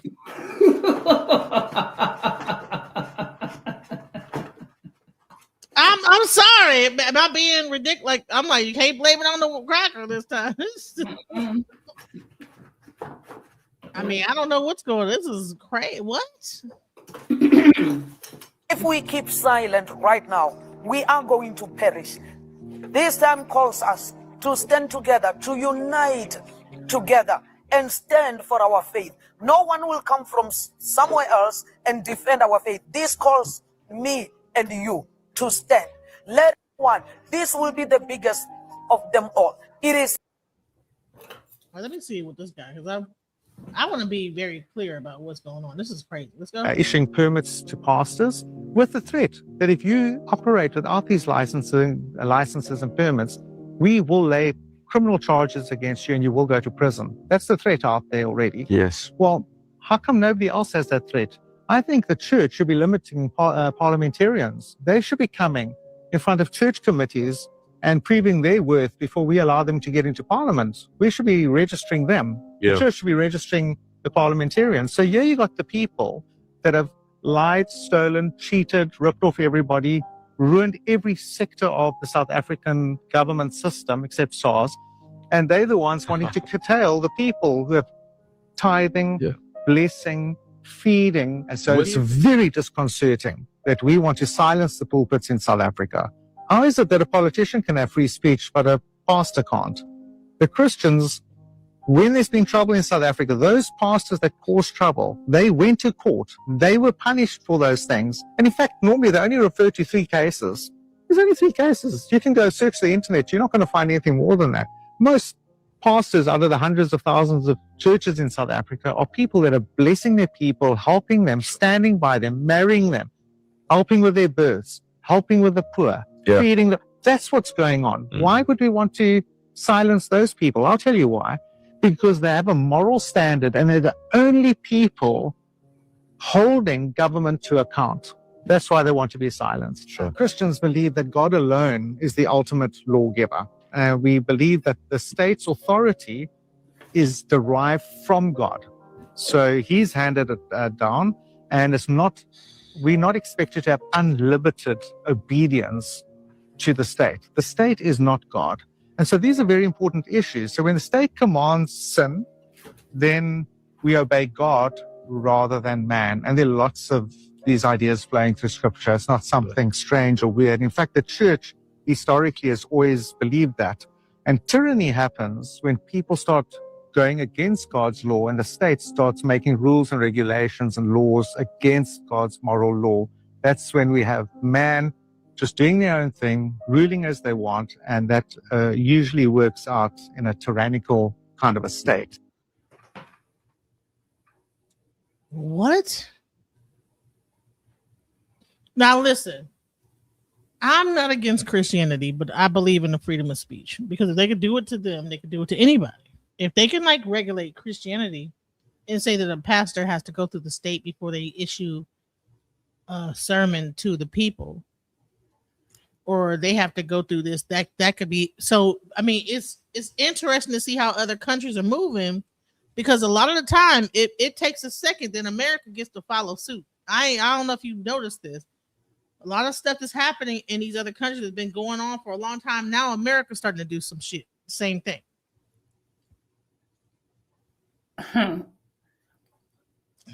The shit is so crazy. That's why I'm like, but they marching against what they marching for.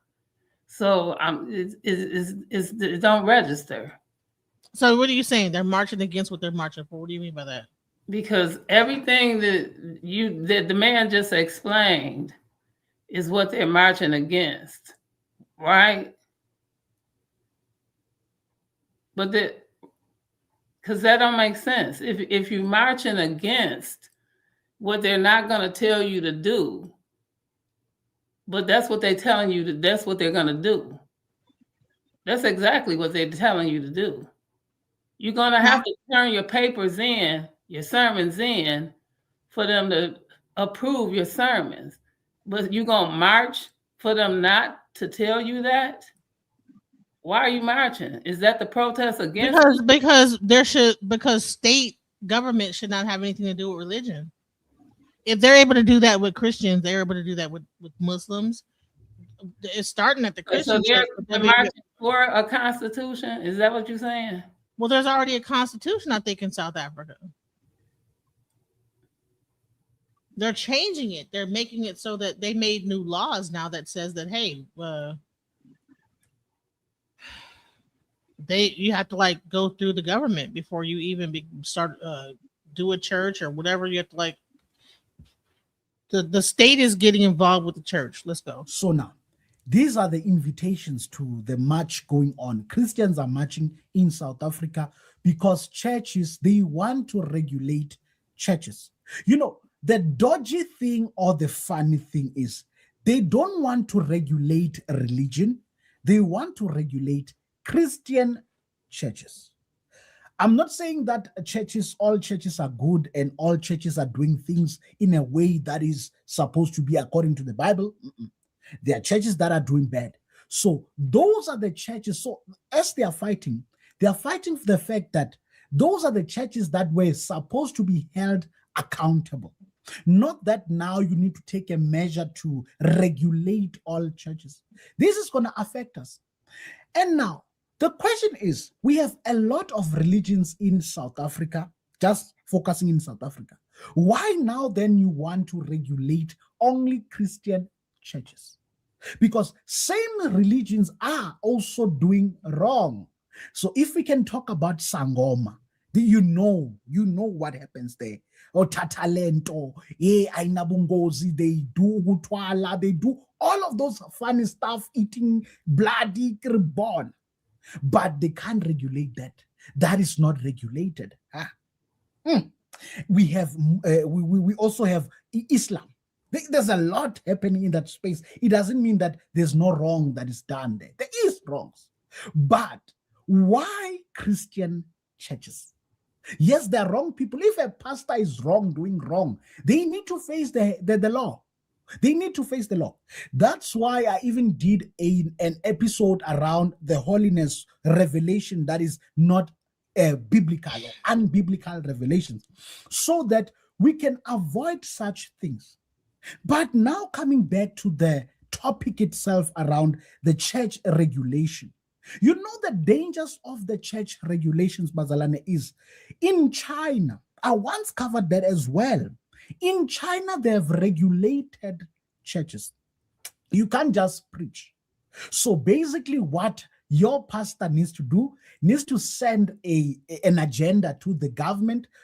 God knows who approves that agenda of the day, preaching agenda of the day. Then they approve it and they tell you, no, this is not right. Adjust here, adjust there. This is where it's going. They arrested a lot of pastors. It's going to also affect you as a child of God. And this is part of Agenda 2030, where there won't be any religion. This is part of an Agenda 2030. So now we are living in those times, in those Agenda 2030. So you say. So you have a Agenda 2030 that is not only affecting America, but also Africa. Thoughts? Listen. Why is Africa? I thought that this was only American. So Agenda 2030 is across the board. That's going to be that one coin, that one money, right? Man, you heard how BlackRock just went bankrupt, right? Heard about that? Did you hear about how BlackRock went bankrupt all of a sudden? Like, how's BlackRock between Goldman Sachs and BlackRock? They have been running the whole stock market. How the hell is BlackRock bankrupt?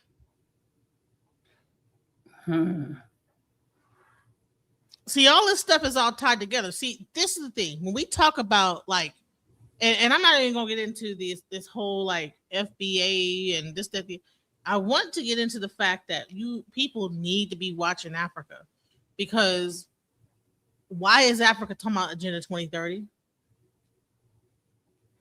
Because they was listen. It's affecting things across the board. We want to delineate, but we need to be aware, like what's going on in Africa, what's going on over here. But when you separate yourself, then you say, okay, well, it's just about America, and we're not looking over there to see what the fuck is going on. And you see that churches are being regulated. He's saying, and you know how China has its foot on the necks of Chinese, right? I mean, of Africa right now. And you have this war going on with Iran. China just jumped into the middle of it. Here. So imagine. So all right. So let's put this whole thing together. You have in Africa, China being the main kind of like influence over there, and how people are thinking. They're influencing the politicians to say, "Hey, make the churches do X, Y, Z." We'll put your railway up, but you gotta like get control of these churches. Well, you got to think about the whole part of the churches, and why is that? Because what are we talking about? It's the region of living, the religion, in that Bible. That Bible was not everywhere, and neither was that region of living. It has a part of it in there, but what part? Because if y'all, by now, everybody quit arguing and agree to disagree and get into it for real, we would have been past this by now. And so that's why when them people went over there, they got chased, just like they did Mary Magdalene. until Jesus stopped her or whatever. But they was rocking people back in them days. And when them people went over there in Africa and started talking about Jesus was black, they damn near rocked them people back to America. And then they had to think about it, and they had to, you know. This is way deeper than that. No, it is way deeper than that, but I'm just trying to tell you again, this is to that same degree. So we just talking about the same thing on a different level. Because hold on, listen to me right quick. Christian Bible and talking about what you finna teach to these people, they want some approval. So we can't just go over there. That's why in China, and they Buddhists, and you going to go over there with a Bible. China is atheist. China's atheist, not Buddhist. Some of them are. So when you go over the there, government of China is atheist. Listen, again, I'm not going to agree and disagree. Okay. But again, at the end of the day, you coming over there trying to be Torahs and all this other stuff, and that's not in their region of living. And that's not their doctrine either. So again, you know, because even going over there climbing the mountains, you got to go through all them cities with approval. And you see how they have diluted and made a disarray in the mountains. It's disgusting and it's sacred. And it's disgusting at the same time. And people die climbing the mountains over there. It's disrespectful, but you still got to get the permission and approval, and it's sacred grounds, and they die. And it's a lot of dead bodies up there. So we saying the same thing. Regardless to your region of living or not, that's their principle and practice. And you're going to call it a religion. And I'm not here to disagree with you because you're doing a fantastic job on your show. All right, let me show you this real quick, though. All right. I wish I could take this Yahoo thing at the top, but look. BlackRock, $26 billion private credit fund limits withdrawals. Yeah, that doesn't mean that they're bankrupt or out of business. BlackRock is a multi-trillion-dollar enterprise. Yeah. That's a headline. That's a headline. BlackRock curbed withdrawals from one of its biggest private credit funds after client requests for redemption spiked, the latest sign of investor anxiety about the 1.8 trillion private credit industry. So here's the thing. People got scared. They want to pull their money out. BlackRock said no. I spoke about this, the man in the high castle, multiple times about the financial lockouts, the financial lockdowns. I spoke about this multiple times about energy crisis.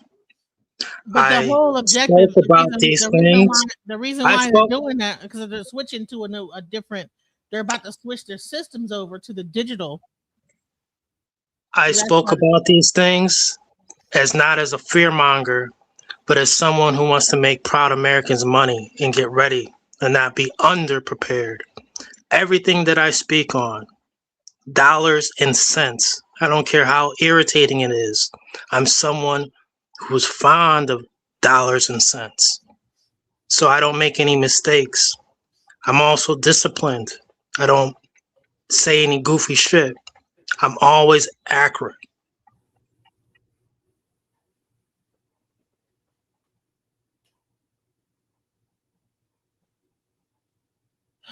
So BlackRock shares, fell as much as 8% on Friday. Okay. But here's the thing. People got scared, wanted to pull their money out, couldn't do it. Imagine you have like a stock, things are falling, you want to pull it out, and the investment firm says no. I'm going to tell you something earlier today. Because I got word of mouth just a couple days ago about SoftBank.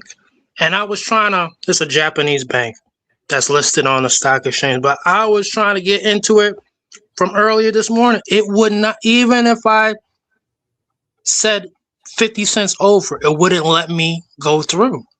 And this was around the $12 range at the time. And it wouldn't let me go through. And then all of a sudden, my thing started going through for like $11.90 something cents. But at the same time, it's like it would not let me even buy. So yeah, these things happen. But their stock sunk after they did that. So we can't pretend. All right, so let's get back to Agenda 2030 because I don't even know what is Agenda 2030. Let's go into this. I'm trying to understand like what people who are into 2025 project, they're not gonna really understand about 2030. I mean, they can. They just gotta ease up off the 2025 and understand the real global position. How come these Muslim countries are banging on their fellow Muslim country right now? Because about this money. There's too much money. The loss of life right now is at a minimum compared to the money that's to be gained in these next 5 to 25 years.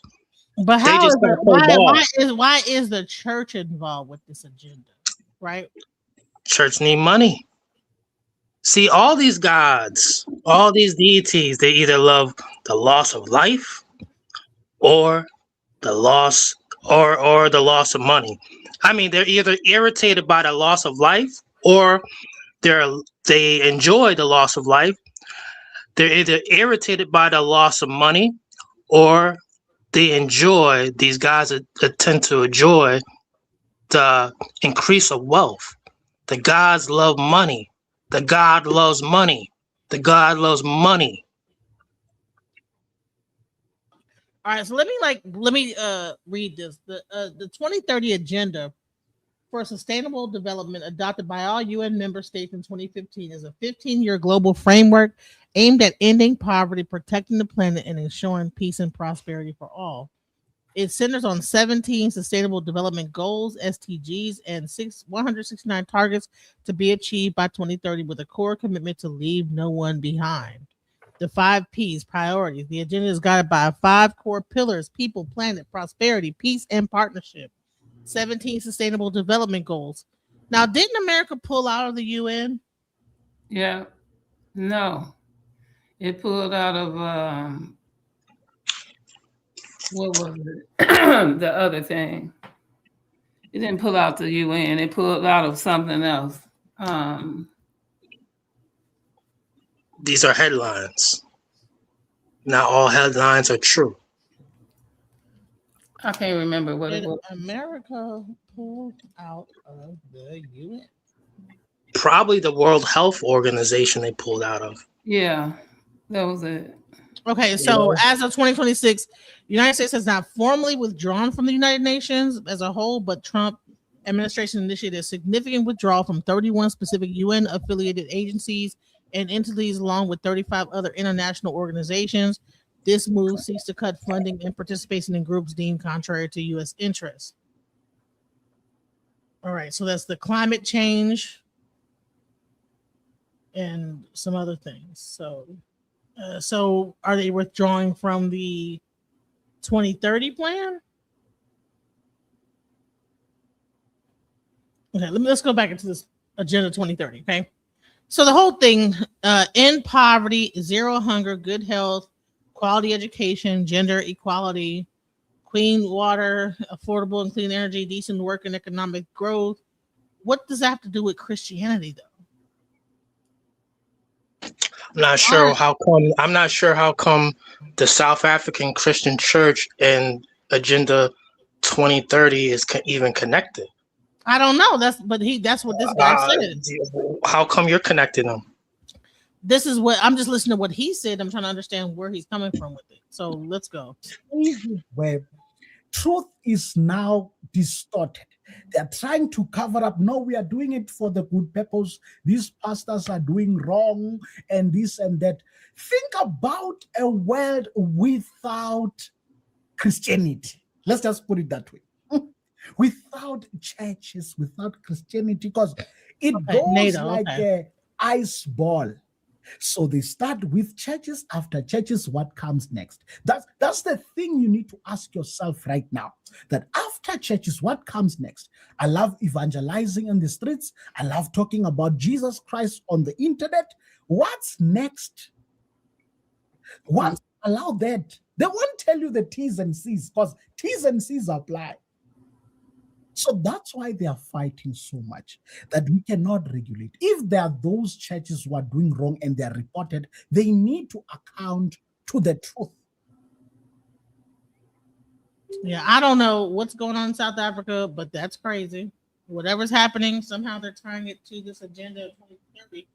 But I don't really see the connection.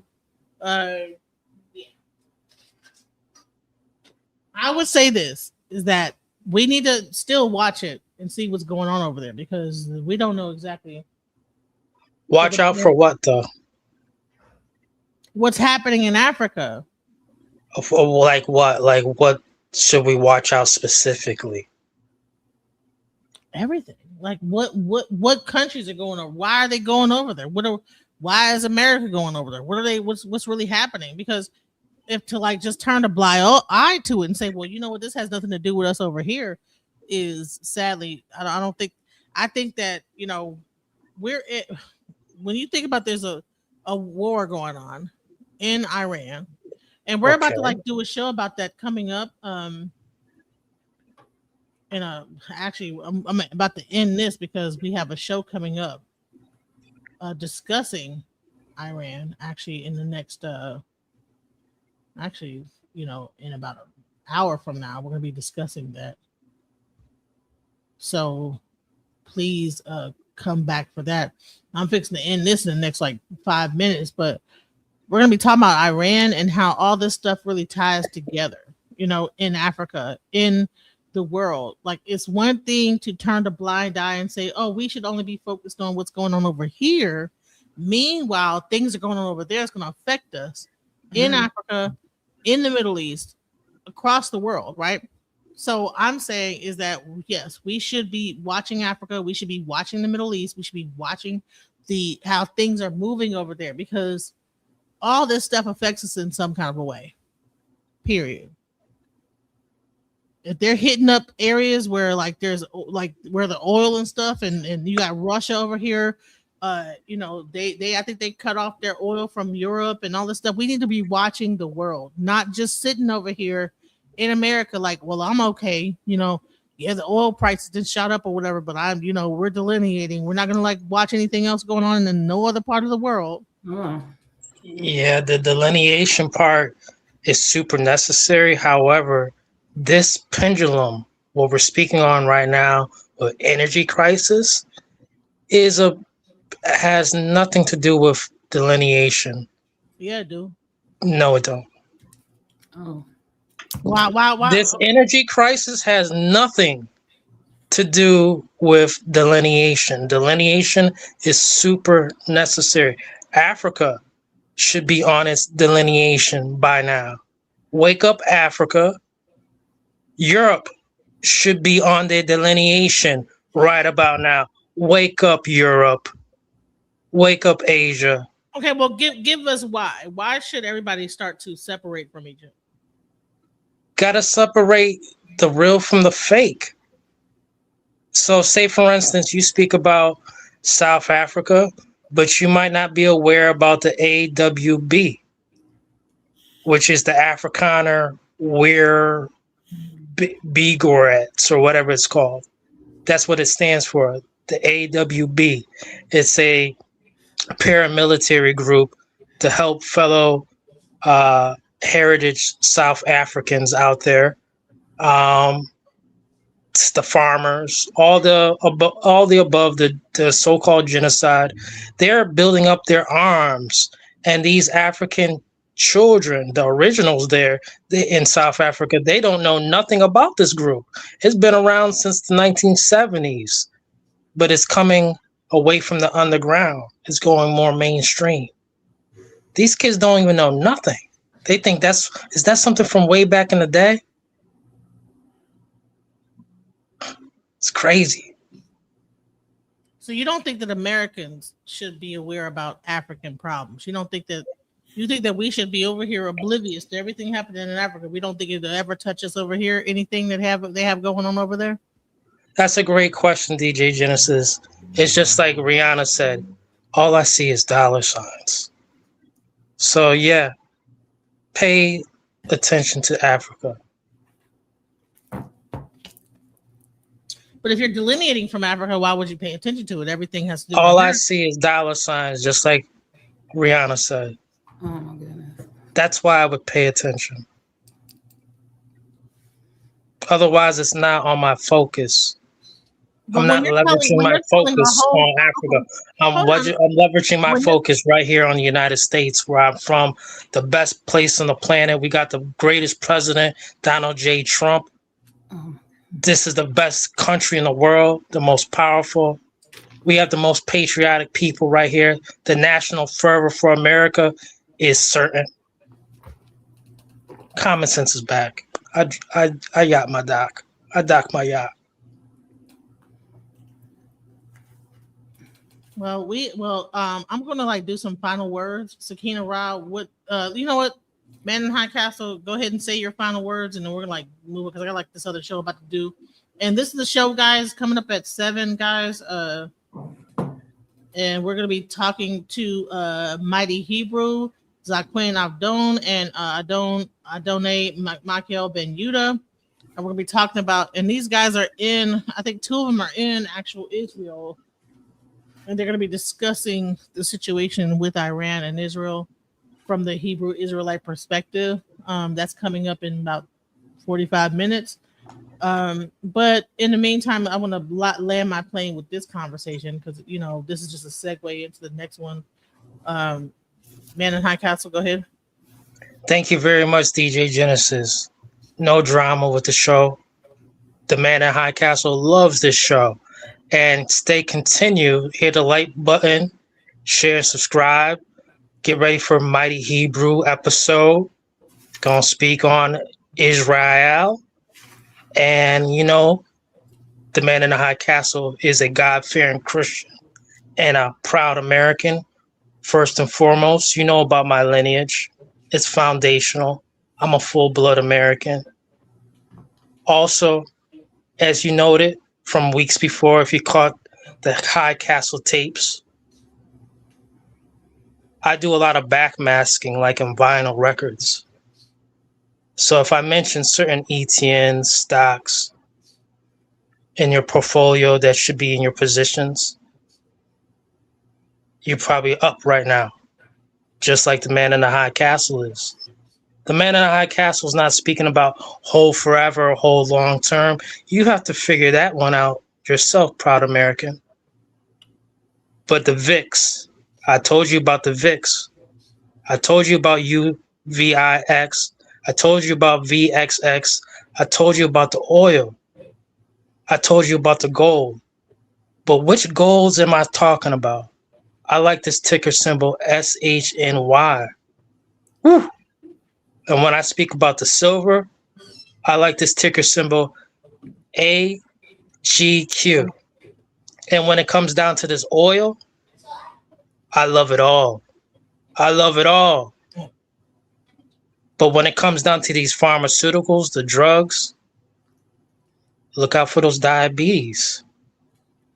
Any company that's involved with diabetes, testing your blood, look at that piece of metal that's on the testing strip, that it could read your own blood. That piece of metal is so expensive. Pay attention to details, Americans. Invest now. Make money.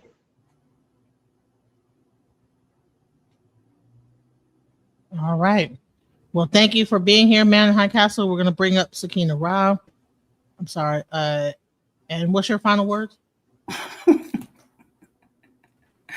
I'm so appreciated for thanking you for having me on your panel today. I thank you for, even though I didn't catch all of the show, I thank you for having me on it and creating this new one, right? And so he said a lot and I was just cracking up. Listen, I just want to close out with just appreciating you for being in here and just for being in existence, y'all. And with that, you're right. If we can't get nothing else out of that, let's just get that. Just being in existence. So let's make the most out of that. Okay. Each one teach one, reach one. Thank you again. And I'll see you in 45 minutes? Yeah, like actually, like, yeah, about maybe 40 minutes at this point. All right, I'll see. It's gonna be a good one. It's gonna be a good one. They're about to sure break it some is. things down. Yes. Yeah. All right, so I'll see you then. All right, see you in about 40 minutes. All right, Hotep. All right, Hotep, Shalom, Namaste. Same thing with what the Poppy said. Listen, Shalom, all that stuff. Listen, this has been a great show. We have covered so much ground on the show, talking about different things. You know, I enjoy bringing people up to give like their alternative views on subjects because I think that it's it opens up the conversation. Coming up next, we have this show right here where we're going to be discussing Iran and the fall of the world powers with Mighty Hebrew, Zaquin Ahadon, and Ben Yehuda, Michael Ben Yehuda. So it's going to be a very, very interesting show. These guys are actually like ground zero, in Africa, in over there, so they're going to be able to give a very, very interesting standpoint on what is happening from their perspective, so please come and watch that show. Let me put this up. If you want to learn how to divine, we're going to be doing another show on Friday with AWO Falokun. But in the meantime, if you want to join his group where he is teaching people how to divine for free, and this is a blessing because normally people like everything is about money, so he decided to like allow people to learn for free. Go to facebook.com groups/Iwapale, and that is his group. Please check out his group, okay, to learn how to do divination, Cowerie Shell, because in his kind of mindset, like we're going into World War, we need to have the proper tools to know how to navigate, situations. We don't need to be blindsided. There's no reason to be blindsided. We have divination. People want to say that this evil, it's a witchcraft and this, that, the other. But every African country in Africa has some form of divination. Even the people in America, the ancient tribes, all these people had divination. They didn't just walk into situations blind. They knew how to prescribe illnesses within their community, whether it be a mental illness or just a social illness, whatever it is going on. You don't have to have things going on in your household, in your life, and not know what the cause of it is and how to fix it. You don't have to be reactionary. You could be on top of it. So that's what divination provides. And I'm going to continue to promote divination. I don't care who doesn't like it. And that's going to be our thing over here. So I want to give a shout out to Lavelle for bringing up the idea for the precognosis. As you can see, precognosis. We need to get back to understanding that we are just not only human beings, we are light beings, we are spirits having a human experience, and we don't have to go in through this blind. Shouts out to everybody. I'm gonna let me post the link into the next chat that's about to come up. Into the next live stream. Please go over there and get ready for it. Check, this is the live stream. It's in the chat room. That's coming up in the next about 30 minutes. It's gonna have Mighty Hebrew. It's gonna have we're gonna be talking about what's going on with the Iran war from a perspective of people that's actually over there. It's one thing to hear it from the news. It's another thing to hear it from the people that are actually in the place to be. Okay. They're there. They can tell you what's happening. Okay. So this is the actual link to that. Please click on that link. They're going to be breaking it down. Mighty Hebrew and the people that are over there in that land, in Africa, in Israel, close to the what's happening there, and they're going to break it down. So much love to everybody. Shouts out. Much love. Peace. Just when I thought I couldn't find my way out, yeah, I searched the God in me to find my way out. I know it can seem way out, but the Creator flows to and through me from way out. I'm talking way out, yeah, yeah, yeah. See, if you believe in the God in you,